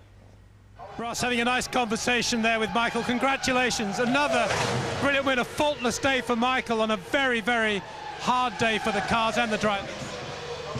Yeah, we were suffering a bit with the tyres the first stint. I mean, he was making very good progress, and then we got worried about the tyres. We knew it was marginal today, so then we just tried to control the pace after that, because we were very worried that the tyre might give up on us, and so it was a controlled race. It was very tough. Another unlucky day for Rubens, though. Yeah, I need to see what happened, because something went wrong on the entry of the pit stop, and the fuel flap didn't open. So we need to go and have a look. And on the grid? He felt the gear change wasn't very good, and obviously with, let's say, a little paranoia from the last few races, he had the spare car, so we thought we'd use it. The spare car's generally been pretty lucky for people, so given that we had enough time, we thought we wouldn't take any chances. Thank you, Ross. We'll let you go away and enjoy the podium. Enjoy the podium. Fuel flap didn't work. I wondered about those, because do they flip up automatically when they hit the speed limiter? They're supposed to. Rubens didn't. It didn't, no. Well, everything's supposed to be automatic. Everything's supposed to work. Now, they have actually redesigned those fuel rigs since the early designs in about a year ago, recently. So, you know, but they still have problems. We saw Williams having problems before. But interesting what he said about, it definitely seems that Rubens was the one that made the decision to change cars, or was apprehensive. And therefore, if there's a bit of apprehension, for the first time ever, he had the choice to change it, and that's what he did. And I think, you know, quite rightly, I mean, a lot of, you know, working with a driver is to make him feel comfortable, and if that's what it takes, go for it. OK, we can have a word with live now with Gerhard Berger. Gerhard, thanks for your time. Second and third, that's a good result, isn't it? Yeah, it's a great result, especially we've been much closer to the winner this time, and that is very good for us, because the last few races we've been very strong in qualifying, but in race conditions we've been far away. So it's a good improvement and great result. Let's talk about that gap between you and Ferrari. Is it getting closer, actively closer? Is the end in sight? No, I still think it's a long way to go, but today, I mean, Michael been at 10 seconds ahead, but I think he's still good advantage in it. But this year our goal is to finish second in the championship, and I think today we came again closer to it. But still, it's going to be very difficult to stay ahead of McLaren, and that's our first goal this year. A quick word about this revised Hockenheim track. What do you think? It took its toll, didn't it? Well, I love to remember the old track. I mean, it was had a big tradition, and I could win it twice, so of course I loved it. But I have to say, on Friday when I went around to this circuit, I think it's great. It's a good run-off areas, it's challenging. It's just a modern circuit. Gerhard, thanks for your time. Good luck next time out. Thanks. Bye-bye. He's always happy to talk as well. He was as a driver. He's got the laid-back sort of attitude that maybe is missing nowadays in this modern high-tech world. I was at that race in Hockenheim when he won in '97, and he was great. He talked to everybody. And I mean, you know how you've been talking about the PR guys all being around, and it's so true. But that day, he just held court and stood there, and all the journalists, everybody forgot about everybody else, and we sat there for an hour and just listened to Gerhard talk. I mean, Senna used to do the same, and of course, they were great friends. With Michael. Yeah. Starting and ending with Michael, because we won't bother with the German lesson just here. So we've got two Schumachers there, one happy one decidedly grumpy one, and a Colombian who's worked out that you don't need pole to get your best result. Yeah, I don't think he's too worried about pole anymore for Juan Pablo. But, yeah, I do feel for Ralph there, because, as I said at the beginning of the day, I thought this was going to be his day. And I know Michael lined up on pole, but no interviews on the grid. He was looking more focused. And you just got the feeling that, you know, and obviously, as you heard from Gerhard there, that Williams have progressed, but not to be. And really, no fault of Ralph's. He was as fast as anybody on the day, and you just wonder if he hadn't had those problems, what might have happened. Wandering down the grid, and a point for Nick Heidfeld. He'll be happy with that. It's his home race too, after all. Yeah, and, you know, as the silly season continues, he's still unconfirmed, as are several others. So, yeah, good day. An important point. Everybody who's scoring points right now, when there are, you know, seats up for grabs, very important. I say that one Schumacher was grumpy. One Ferrari teammate ought to be the grumpiest bloke around. It'd be interesting to hear from him if he's not already heading for the airport, as he did last week, didn't he? And then turned around when he heard that the bloke had won and he better go back and do the corporate thing. But, you know, the thing about Rubens, you know, he'll put it all behind him. I don't know, he puts a stoic face on it, that's for sure. But you would never get that out of him. You'd never see him drop that veneer and say, oh, I can't believe it. I mean, he gets angry, but he knows that, like Ralph said, it's racing, that's what happens. You know. But, yeah, it does seem to happen to him a lot more than anybody else. And it must be so frustrating, especially given the circumstances of having the spare car and all the rest of it, that he still has problems. I wonder if he'll ditch the guest house routine, the one that he adopts. It didn't bring him much luck today, did it? Prix, yeah. Yeah, back in Hungary. Well, as always, I think most people are in guest houses in Hungary, so maybe And actually, looking ahead, you know, that could be an interesting race. Michael's looking forward to it, but it's such a tight and twisty track, that one, even tighter than we've just seen here, and that might throw something up. OK, let's have a word now with David Coulthard. David, thanks for your time. You're in the points, but is that enough compensation, do you think, after your endeavours today? Well, certainly from where I started, that was realistically the best I could hope for. But I think that rather than taking too much excitement out of those 2 points, if you actually look at how competitive we were on this circuit, it's a complete reversal of what we saw in Magny-Cours 1 week ago. And obviously the biggest thing that's changed since then is the tyres. So you have to say that Bridgestone did a better job this weekend, and Michelin brought a tyre that was working much better on the Williams than ourselves. We spoke to Ove Anderson during the race for a brief time, and he did say that he thought he'd been misled by tyre choices. Now, I don't know if he was blaming the Michelin guys or whether the weather had taken him for a ride or whatever. Did you find that, given the chance again, you would have chosen differently? Well, conscious of the fact that I got into trouble from John last time I did an interview of giving too much information. I don't know if I tell you anything. Oh, God, he's not even listening. OK, in that case, we went for the prime. We would have preferred to be on the option. Michelin told us I would blister. As it happens, the prime did blister a little bit in my first set. The second 2 sets were from qualifying, so obviously they'd had a scrub on them, so they were fine. So on balance, their information was correct, but I believe we would have been quicker on a set of scrubbed options than we were with the scrub primes. More information than a boy could possibly want. Let's just look ahead to the rest of the season. It may be over as far as the title is concerned, but it's not over, is it? There's a gap to be closed. How near are McLaren to closing down on Ferrari now? Well, I think as we've seen, the gap has fluctuated a lot during the middle part of the season. I think realistically we're just working away trying to develop our package, and I don't believe that we'll be able to turn things around until we have a completely new package for next season. So we're probably going to float between the third row and the podium in terms of finishes between now and the end of the season. Keep up the good fight, David, and I won't tell Mr. Watson what you've told me. Thanks very much. Thank you. All right, yet again, but Williams gets second and third place, sharing the podium, and that should be good news for Sam Michaels, who's with Peter now. Congratulations, you certainly beat the McLarens today. Very unlucky race for Ralph, he drove beautifully, and I guess he lost a bit of air pressure in the engine at the end.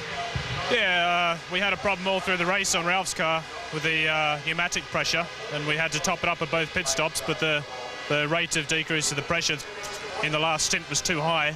Unfortunately, it was only short by about 2 laps, but he knew we made him push for that middle stint to make sure he had enough of a gap on Barrichello, so from a team point of view, we didn't lose any points, but obviously he lost place to 1.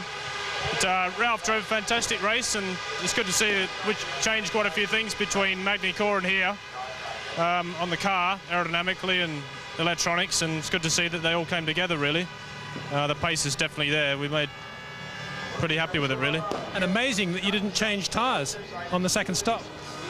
Yeah, the changes that we've made have obviously made a big step towards looking after the tyre. Obviously, some of our competitors had problems on tyres, but we didn't. So. Were you worried when you saw that problem with the Raikkonen left rear? No. The changes that we've made keep us fairly confident that we know what's going on. And Juan Pablo? Fantastic drive from him as well. He obviously got held up in the first 10 laps, and we gave him extra power on the engine to get past Raikkonen, because you could see that he was being damaged by about a second a lap. And he obviously had a big go and made it work for himself. So, well done, Sam. Good result. Yeah, thanks, Pete. Bye. Is it the case then that they don't care who comes second and who comes third, or are they aware of the personalities involved? No, they are aware of the personalities involved, but that's for their personalities. He is a team member. All they care about, as the 45 members and everybody back at home, is that the team come in second and third, or at least as close as they can get to Ferrari as possible, and hopefully going in a direction. They're happy today because they beat McLaren. That's the reason they're happy. Eddie Jordan, I wonder if he's happy. His drivers, one qualified well and blew up, and the other one finished, which for Takuma Sato is good going. Eddie, good result for Takuma there on a very, very hard day for mechanical components. Well, this is true test, and I think that's why you saw towards the end a lot of drivers, particularly Michael, taking it easy for the last couple of laps. He'd done all the hard work. Same for us. It's important to finish. These are hugely difficult circumstances. The temperature here, as you can feel, is quite enormous, and now with the circuit enclosed in a stadium, there's really no free air, and it's very difficult for the drivers, and you can see the problems that they wear with tyres, and we never see punctures like we saw today. Do you think in retrospect that the hard Bridgestone would have been a better choice for you? It probably might have been, but it's a catch-22 situation. Unless you're at the front to be up with the guys in the beginning, you're held up by people who are either doing 1 stop or 2 stops or lots of different problems. And unless you're at the front to have a chance of being with them, you don't really have a chance of scoring points. So I take your point, but on balance, I think we probably came away with the right decision. Thank you very much, Eddie. Well done. Thank you. He's always happy about what his lads have done and what his team has done. He puts a very positive front on things. I think that's the whole Jordan ethic, and that's why people call it the family team, and they like to be around, and they like to go to the hospitality, because that's the atmosphere, and that'll go on now through Sunday night. It doesn't matter. I mean, I think it's important too. I wish a few more teams would look at it that way, which is, hey, it is only a sport at the end of the day. I know it's serious business, there's a lot of money, but Eddie keeps a smile on his face, regardless of the results, and keeps going forward. This is the man who should have the biggest smile in the stadium. How would you like 10 or 15% of Michael Schumacher's earnings? How would you like 10 or 15% of his brother's earnings? How would you like to be Willy Weber? Yes, Willy, congratulations. Thank you very much. 2 Schumachers up there in the press conference at the German Grand Prix at Hockenheim. Not a bad day for you. No, it couldn't go a little better, I think, because it was a pity that Ralph lose second place. And this was what I want to see, you know, Michael first, Ralph second, or maybe Ralph first and Michael second, but now things are happening and I'm very, very, very happy. You've been working with Michael since the days of Formula 3. What will this win mean to him here for Ferrari? Well, we have not won for Ferrari here in Hockenheim. We always had a few little problems. And this is fantastic to win in Hockenheim in German Grand Prix because of all the fans, and you see the atmosphere. It's great, you know, it's unbelievable when he comes in the Motordrome and the driver can feel it. You can ask him later on, and he always says to me it was a sensation to come in here and feel all the spectators, you know, shouting and yelling, and it's unbelievable nice. 5 World Championships under his belt, but his motivation has not changed at all. Not at all, because I think Michael is motivation by himself, you know. He don't need a motivation. He likes what he is doing, and this motivation enough. And he's a race driver with all his heart, and you can see it on the podium, you can feel it wherever he goes. And I hope it stays like this for the next 20 years. And imagine how many caps and T-shirts you're going to sell now. Well, I hope a lot. Thank you very much, Willie. Congratulations. Thank you very much. Thank you very much. He's been smiling since Formula 3 days, hasn't he? Yeah, going to say, yeah, I hope we're going to send a lot of caps and T-shirts. I hope a lot. Yeah, I hope a lot. I tell you, what a great position to be in. You've got the two greatest guys in motor racing, not far off anyway, certainly in Michael's case. And he's got both of them, and he's had them all the way through. And you're right, how many German caps are going to be sold with that 5 stars on? Good time to bring out a new hat, wasn't it? Can you imagine the conversation 15 years ago? Hello? Yeah? Schumacher? Well, I'll give you a try. Yeah. Oh, dear. OK, another German who's tried today and come out with a point, Nick Heidfeld. Nick, absolutely amazing to see you not sweating. Yeah, thank you. But this is more you than anything else. You don't sweat very much, do you? Exactly. I mean, some people sweat a lot, some don't. It doesn't actually mean that you're not fit if you sweat and that you're very fit if you don't sweat. But actually, I would say that I'm fit. How tough was it out there today? It was okay. It's not such a difficult circuit physically. The temperatures were quite high, but it was quite easy also. The car was quite well balanced. A bit too much understeer, but 4 ways was good. So you had a bit of a moment on the grass at one point. Tell us about that. Yeah, coming into the Motordome, I don't know if there was oil or if I simply did a mistake. I was happy just to come back on the circuit and not throw away the point. And very interesting early laps there with Trulli holding everybody up. Yes, I mean, there was a big twain and we lost a lot of time there. Actually, also Felipe managed to get past on the first lap because I was on the outside on the second. And then he had to let me by. But in the end, I was a lot quicker. Why did he have to let you by? Team orders? Yeah, I just said on the radio that I was a lot quicker. And when I was passed, I just went away. Very good drive, Nick. Well done. You got the best from the car today. Yeah, I think so. Thank you. Thank you. If anybody thanks me for not sweating, I'll be more than impressed. Yeah, thank you, it's no problem, I'm not sweating. But no sweat for that lad, no sweat for Schumacher. Very quick answer, will somebody catch him this season? Will somebody catch him by the end of next season? What, Michael? Absolutely, they will beat him this season too. The motivation is there, and that's what's the beauty of the sport right now. He is totally motivated, and that means everybody else is motivated to beat him, because if they do, they're just as good as him for that day. OK, it was an eventful race. They've been eventful races all the way through the season, but there's always been a consistent theme, and he wears a red helmet and wears a red tunic. Another slice of history is made. Can Michael Schumacher go on and make it 10 wins in a season to claim the outright record? We'll find out in 3 weeks' time in Hungary. If you've enjoyed our coverage of the German Grand Prix, remember a season ticket is now available.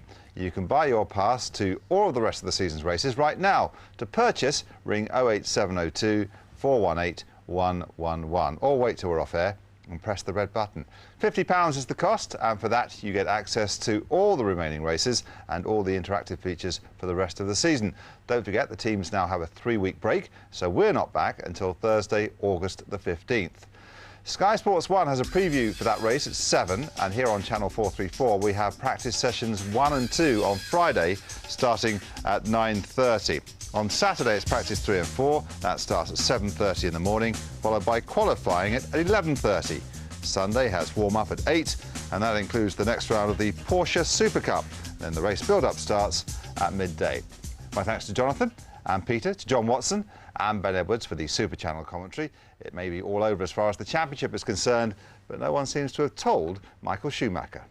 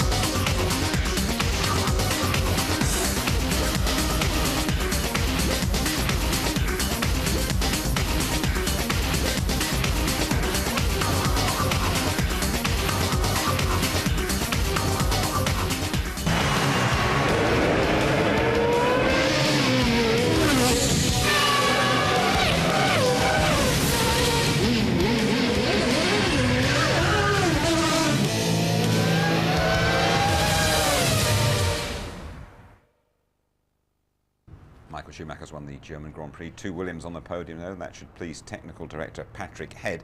He was very upset after the last Grand Prix in France. I reckon he'll be in a better mood here.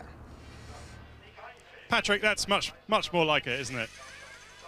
Yes, we've still got a problem with one of the red cars in front of us, but yes, Magny-Cours was a weak performance, and that was a lot stronger, so we've got to try and build on that. Can you just clear up what happened to Ralph at the end? It looked like they were fiddling with the computer system, but I understand it was actually a pneumatic problem. Yeah, there was a progressive loss of air pressure on the pneumatic system, and BMW played the call that it was safest to call him in and give it a recharge, but pity for Ralph, but at least he's still on the podium. And it was a very brave decision not to change his tyres after you'd seen what happened to Raikkonen. We were pretty certain that Raikkonen's problem was caused by a puncture, and we didn't think we had the same problem. Our car's much lighter than the McLaren on its rear tyres.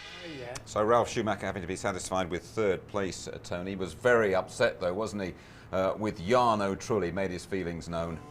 Yeah, he was. He felt that he'd been balked unnecessarily, and this is a case of drivers having to be really alert of what's going on behind them. But also at the same time, there's the shake of the fist from Ralph. And of course, at this point, you know, he's charging down in 2nd place. He's needing to put that time in, and it's a drive-through penalty for Jarno Trulli. Now, this is another problem for Ralph because he's been out there setting fastest laps, trying to close the gap on his brother for the pit stop. And there is Villeneuve struggling back with engine problems, we presume, getting in the way of Ralph. He'd had a 21-second lead at that point, or cushion, coming into this pit stop. He lost 3 or 4 seconds behind Villeneuve. A great shame for Ralph. I had an email about those blue flags from Peter Young in Nottingham. He says so many drivers were shown blue flags today. What exactly is the rule? How many corners can you go around before getting a penalty? What's the story, Tony? Well, it's ultimately at the discretion, obviously, of the FIA and the race director and Charlie Whiting and Herbie Blash are watching carefully. But if you've ignored 2 blue flags, you get the 3rd one, then you'll come straight in. But basically, if you get motionless, it means there's a guy behind you who wants to pass. If it's waved at you, get out of the way quickly. Okay, by the way, on the ITV F1 website, you can chat live with Martin Brundle, putting on a bit of overtime Wednesday lunchtime on the ITV F1 website. It happened a little bit similarly there. It probably didn't affect the result of the race. Pit stop, Ferrari, problems for Rubens, clockwork for Michael. Yeah, I mean, the thing is, there's a rig for each driver, and as we've already said, the Intertechnique refueling equipment is standard. You're not allowed to touch it. What you are allowed to do is maintain it, and the teams maintain it meticulously. What happened there is the fuel seemed to go in, didn't go in. The nozzle not going on quite square, the little needles come across and refuses to lock in.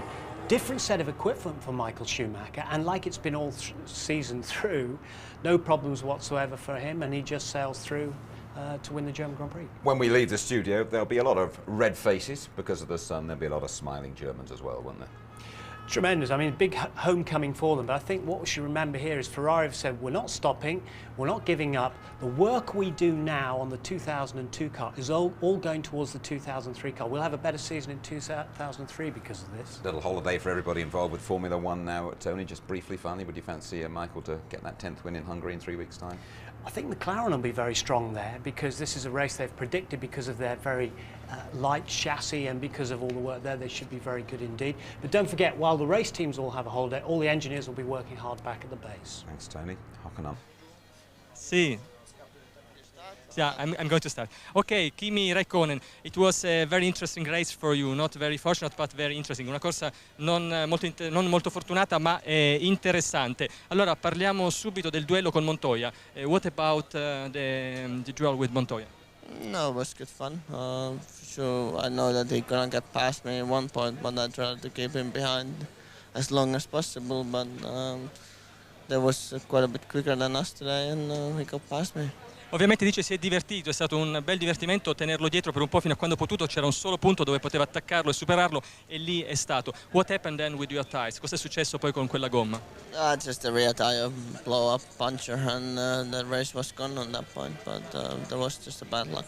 Sì, dice è stata solo sfortuna, appunto una foratura conferma. What about your future? Will you be the main rival of Michael in the next year? Sarai tu il più grande rivale di Michael l'anno prossimo, insieme a Montoya ed altri? Hopefully, but this depends from many different things. You need to get right package, everything needs to work right, and because Ferrari gonna be strong next year also, and Michael, but if we get all sorted out, I don't see a point where we cannot beat them.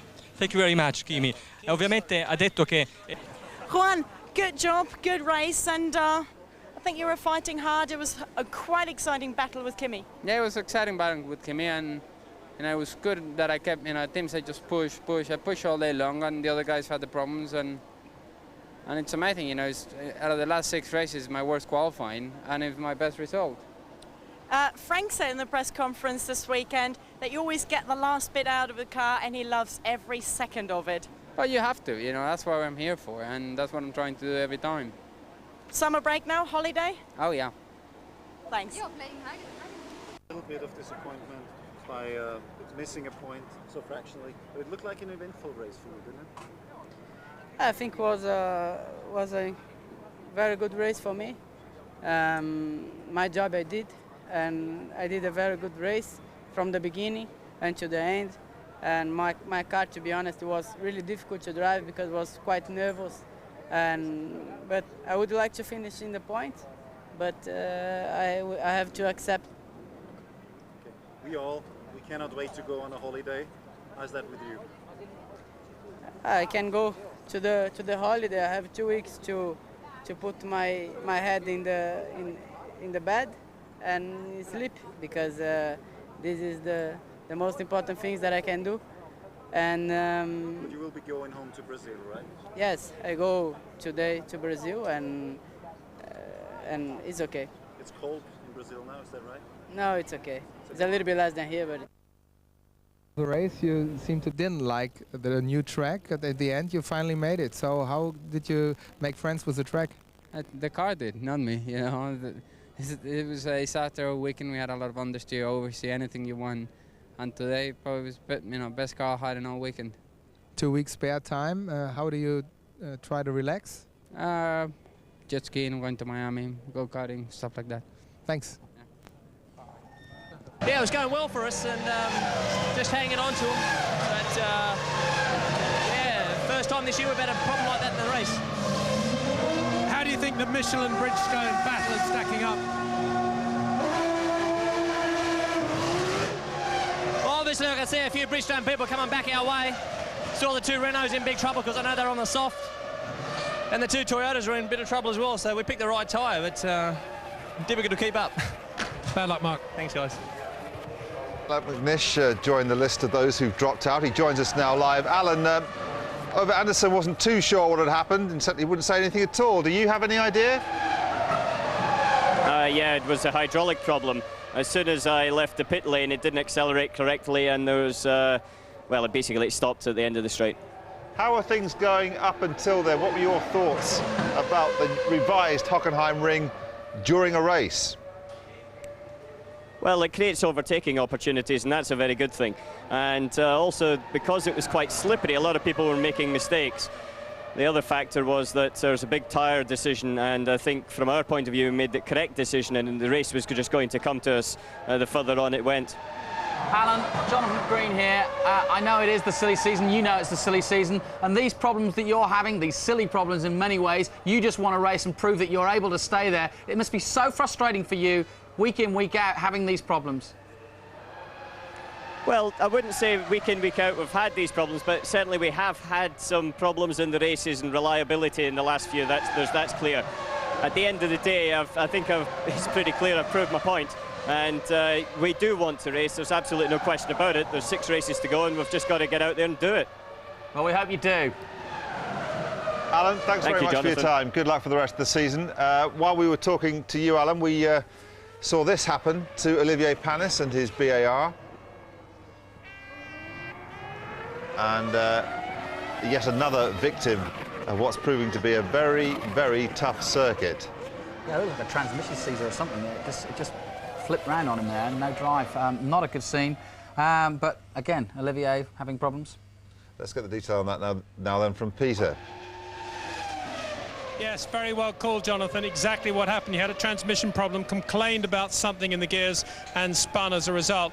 A lot of despondent faces here at BAR Honda because they're having a great day, set for potential points there. They're on the right tyre. Well, they're on a better tyre than some of their opposition. And reliability certainly taking its toll here at the German Grand Prix in this heat. Jarno, you made a brilliant start, but what happened thereafter? I don't know exactly, because one set of tires, the first set, gone completely wrong. Probably I had a big blister from the rear. I was losing 2-3 seconds from a normal pace, so I had to stop, put another set of tires. How long into the race did this happen? How many good laps did you have? The first 4 or 5 were alright, but then I was very slow, and I had to come back to the pit, change the tires, go back, and then the second set was definitely much better. And what caused your retirement? And then I had a drive-through penalty, and then behind Giancarlo, I was caught by the yellow flags. Giancarlo braked, and I went off. And there was a bit of an incident with Ralf Schumacher too when he was passing you. Well, I let him go completely, so I don't understand why I had a drive-through penalty. At the hairpin, I just moved away. Very hot today. In retrospect, I guess the harder of the tyre was the right choice, eh? Maybe yes, probably. But it's very strange because the second set we didn't have any problem. Okay, thank you very much. First of all, what can you tell us about Kimi's tyre problem? It's just simple tyre failure. Obviously, you can jump to the conclusion it's a puncture, but I mean, it was just a tyre failure. Difficult to say why at the moment. That must be a worry for you. Not really. You know, obviously, there's lots of cars running on Michelin tyres. One single failure like that doesn't put you into a big panic. Maybe ran over something. Very good early phase of the race for Kimi. Is his car damaged slightly as a result of that? Yeah, unfortunately, yes. He's lost the left-hand rear brake duct, so he's got a braking problem, which is making life a bit difficult for him. I should be more informed about this, but how did DC manage to lose so much time? He was trapped behind a Benetton. So no other dramas? Probably not. Amazing that did lose him so much time. I know, but you know, they obviously had a very severe, any of the Michelin tyres runners that ran on the softer option tyre really suffered with blistering, and it really caused David any chance of a better position. But I have to say, the Williams doing a better job here than us. But interesting that they didn't change tyres on Ralph's car then. Did you change on DC? We had a couple of blisters, so it was a prudent change, but not really necessary. Thank you very much, Ron. Pedro de la Rosa, you must be very upset. A terribly short race for you today. Yeah, it's been a bad weekend. I was in the back straight in 7th and lost the drive, so we are not sure what happened, but very strange.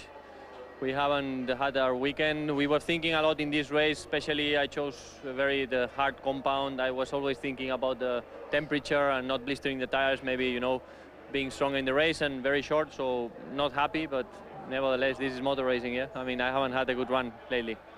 Now, you have one extra week between this Grand Prix and the next one, the Hungarian. Is there much testing planned?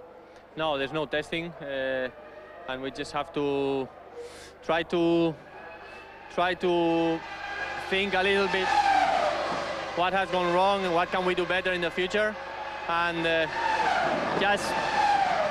just keeping our options open and pushing. You know, the only thing we can do now is keep working, never mind what happened today.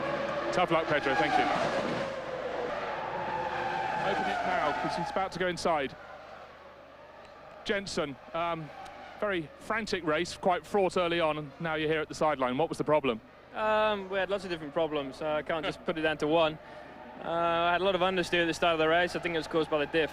I had a lot of understeer, and we had a lot of errors on that side. And then I had a loss of power, and the only way of getting the engine back to normal pace was to turn the traction control off. So there's lots of things going on, and you know, in this heat with the tyres very hot, without traction control, it was very difficult to drive. And you know, a couple of laps ago, we just had a failure. I don't know what it was, and it just cut out. Tough luck. Thanks for talking. Congratulations, 6 points. Well, 6th place and 1 point. Yeah, 6 points would be better, but obviously I'm happy with scoring 1 point today, starting from 10th position. Now, during the race, there were a lot of drivers to fight with. How did you find the circuit? First time racing here on the new Hockenheim. Do you think it's better for racing than the old circuit, or not so good? I think compared to all the other circuits, it's really good, but to top last year's or the old Hockenheim is really difficult with the long straights. Overtaking was even easier, and I preferred the old circuit, but actually it was quite a lot of fun. Well done. Thank you. Takuma Sato, a long, hot race for 8th place. You pleased with the result? Yeah, pleased for the result, and nice and sunshine, and very good result to me, because the best result so far, you know. And there was an exciting race in the beginning. There was really up and down, but I could recover, overtook some people. That was very enjoyable. And then the second stint working very good, but unfortunately the third stint, last stint was a little bit, seems to be, lost stability, and difficult to bring the car, but I kept going, and that was a great result to me. But early in the race, you touched on the fact there was lots of racing. Did it remind you of your Formula 3 days? Because this track seems to have produced a lot of racing, which is the whole idea about it being redesigned. Yeah, absolutely, you're right. We really enjoyed the racing. I think all of the drivers, it's a really good opportunity to do something, and obviously you've probably seen a couple of the people overtaking. That was great, and obviously 3000 Formula 3 same, That was a great circuit, I think. Takuma, well done. Thank you. Some extremes for you, an excellent battle with Juan Pablo Montoya early on, and then the problem with the tyre going. Yeah, it was quite good start of the race. We got 4th place on the start. Good battle with Montoya, but then the tyre blew up after her first pit stop. You then went back out and carried on racing, but you were well down the order. Then right at the end, you had the spin. Was that just because your tyres went off, or was there some dirt on the circuit? No, it was the tyres went off and the car was quite difficult handling. Maybe it's damaged something when the broken tyre was hitting the floor or something. But in the end, this doesn't really make any difference. You finish the race in 13 or not finish. Kimi, tough luck. Thank you. So don't you think a brake that was damaged when you have it? Enrique Benoldi, a long, tough race, but not quite long enough for you. Yeah, the car had an engine failure until the first pit stop was going a good race for the conditions, and I could come back from the back of the field. But I had a quite low wing, so it was very difficult to drive in the stadium. But you said, you touched on the subject, it was a race. It was incredibly close in the midfield where you were racing. Was it really exciting, first time on this circuit? Yeah, I was really excited. At the beginning we were fighting, and then my group was a little bit back. So then I could see something like 5 or 6 cars going together, and I just pushed hard to catch them. And when we catch them, we start fighting, but I had to come to the pit. So what was nice until it was possible to race with them. Tough luck. Best luck in Hungary. Thank you. The engine that died, so that was it. So then you had to go through the pits, and then you had not so good result. No, we had a problem then later on. I mean, the race was over anyway. It was 2 laps into the race. I came in, and then we had a hydraulic leak. It's frustrating, there's no question about it. We had a car that was actually coming to us.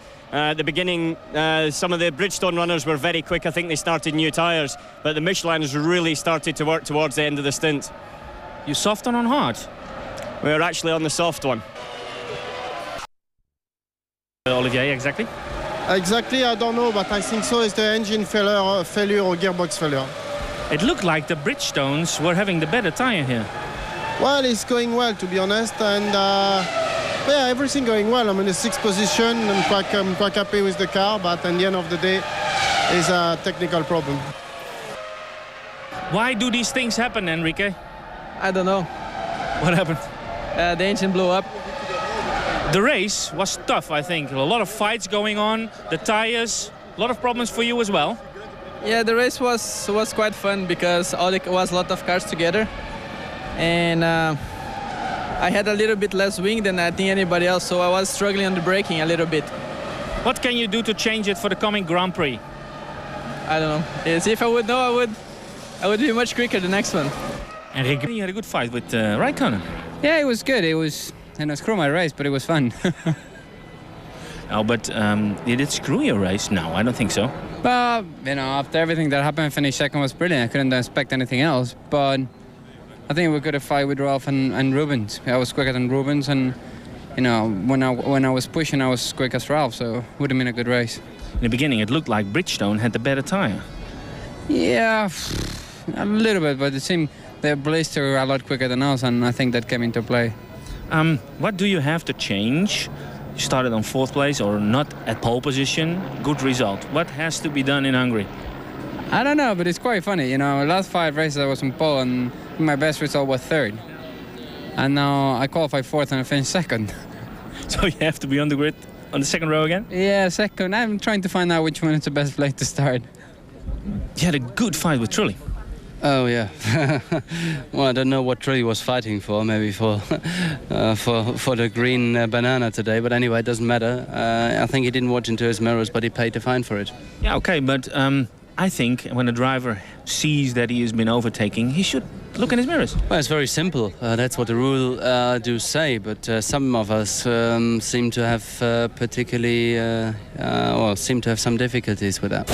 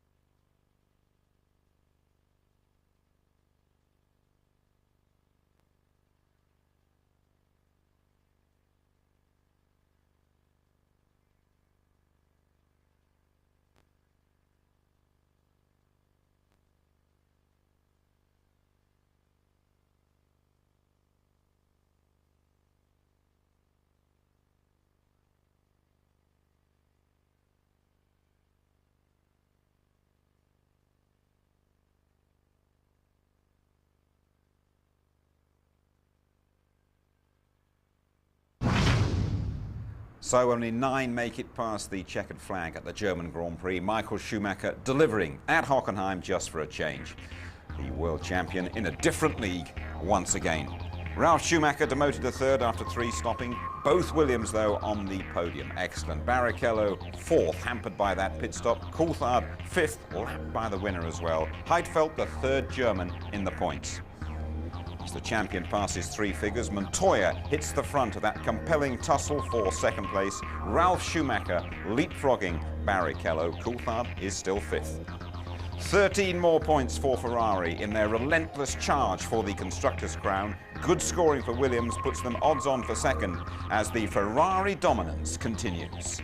How much does that mean to you to return to your home country as champion and then win it?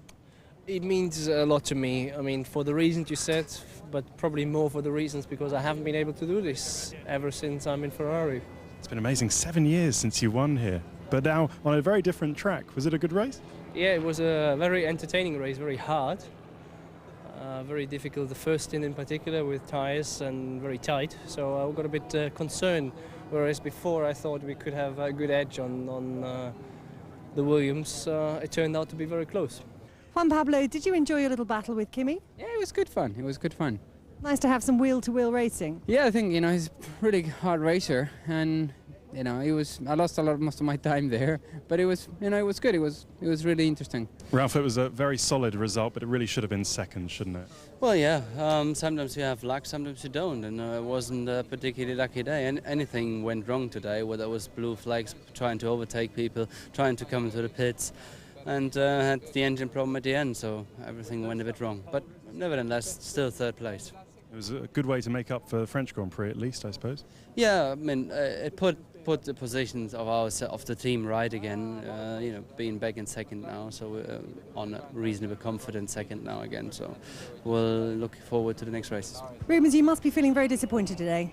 Oh, very. I mean, I had many problems today. I mean, it was kind of enjoyable the first part of the circuit, the race, because you know Ralph in a way was catching Michael, and you know I was struggling a little bit, but I was going with him. It was we could almost do him on the pit stop. After that, I just started to have small little problems. I had a brake problem that it was a little bit long, and I had no water inside of the car, and it was a bit of a struggle the whole afternoon, and then eventually the pit stop problem you know, it was the final one. What actually happened there? The fuel hatch didn't open for some reason. We have to see what happened there, because I lock up the brakes coming into the line, and then something happened that we don't know yet. Well, Tony, mixed views from some of those drivers about the new Hockenheim, but we saw some wonderful racing here today. The circuit really lived up to its reputation. It was a theatre of entertainment. There were some great dices, particularly between Kimi Räikkönen and Juan Pablo Montoya. This dice for fourth place. Now these, in my mind, are the two crown princes of the sport. Two cut and thrust racing drivers, most exciting prospects for the future. Kimi at just 22 and then a 26-year-old Colombian. But this is it, the cut and thrust. It's very, very accurate, so it's done with a degree of trust. Just look at that, inches apart. So they come side by side into the stadium, inches apart, and they're just dueling away. They won't give up at all. And this is Williams against McLaren. Sir Frank has said we're not doing a good enough job at the moment, but Juan Pablo Montoya does it there and got the place. Up front, the leaders were away and gone down the field, though. We had that 9-car scrap, didn't we? Well, this is what I was saying about this circuit. Look how wide Herman Tilke has designed it, promoting overtaking and down into the hairpin here. Just like Malaysia, where he has a similar hairpin, just like Magny-Cours, and you saw Massa getting inside Trulli there, you saw Bernaldi there, you saw Villeneuve, saw Fisichella, all in that wonderful 9-car crocodile. We started off with both Schumachers on the front row. The crowd here wanted a Schumacher 1-2, but Ralph a little bit unlucky and a bit upset at Jarno Trulli. Well, Ralph had been closing in on his brother, and then he was getting bought by Jarno Trulli, who'd been into the pits, come out in 17th place, seemingly ignored the blue flags and got a drive-through for that, and he also got a shake of the fist from Ralf Schumacher. And later on, Michael had been in for his pit stop, so Ralph was out getting the hammer down, he's going in towards the pits, and then he comes across Villeneuve struggling back with a spluttering Honda engine, we believe at the time, and he's losing 4 or 5 seconds. He had a 21-second cushion at that point for the pit stop. He lost 4 or 5 seconds, and more problems for Ralf Schumacher. Kimi Räikkönen's having a very, very impressive season. Very unlucky last weekend in France, and just what happened to his tyre here today? Well, the high temperature there, 180 miles per hour, was it a puncture or was it because of the high temperature, the high pressure? Did it pop just like a balloon? And this happened to Häkkinen 3 years ago on the long straight here at 200 miles per hour. This has happened, we've seen in the past, to Nigel Mansell in '86 in his championship challenge where the tyre totally delaminates. He hadn't changed his tyre at the pit stop, but there will be a big investigation by Michelin. They'll be partying throughout the night here and saluting and celebrating Michael Schumacher's latest triumph. Well, it is tremendous. It completes the homecoming. It also completes his dream. Part one of the dream was to get pole position, and now he's got his second ever German Grand Prix win in front of his beloved fans. A very significant race for Williams with both drivers on the podiums after some lean weeks, really. But it's also that scrap for second place in the championship as well, with the drivers all being so close. And Rubens having problems later on with his pit stop dropped him, you know, off of the podium. So I think Frank will manage a smile tonight. I'm sure he will. Tony Jardine, thank you very much indeed. OK, our next race, we go to Hungary for the Hungarian Grand Prix on the weekend of the 17th and the 18th of August. Qualifying live from 11:30 on the Saturday. Our pre-race show from just after midday and highlights round about the same time at 11:45. We now take a 3-week break from Formula One. Knowing Michael Schumacher, he'll probably be in the gym every day. Good night.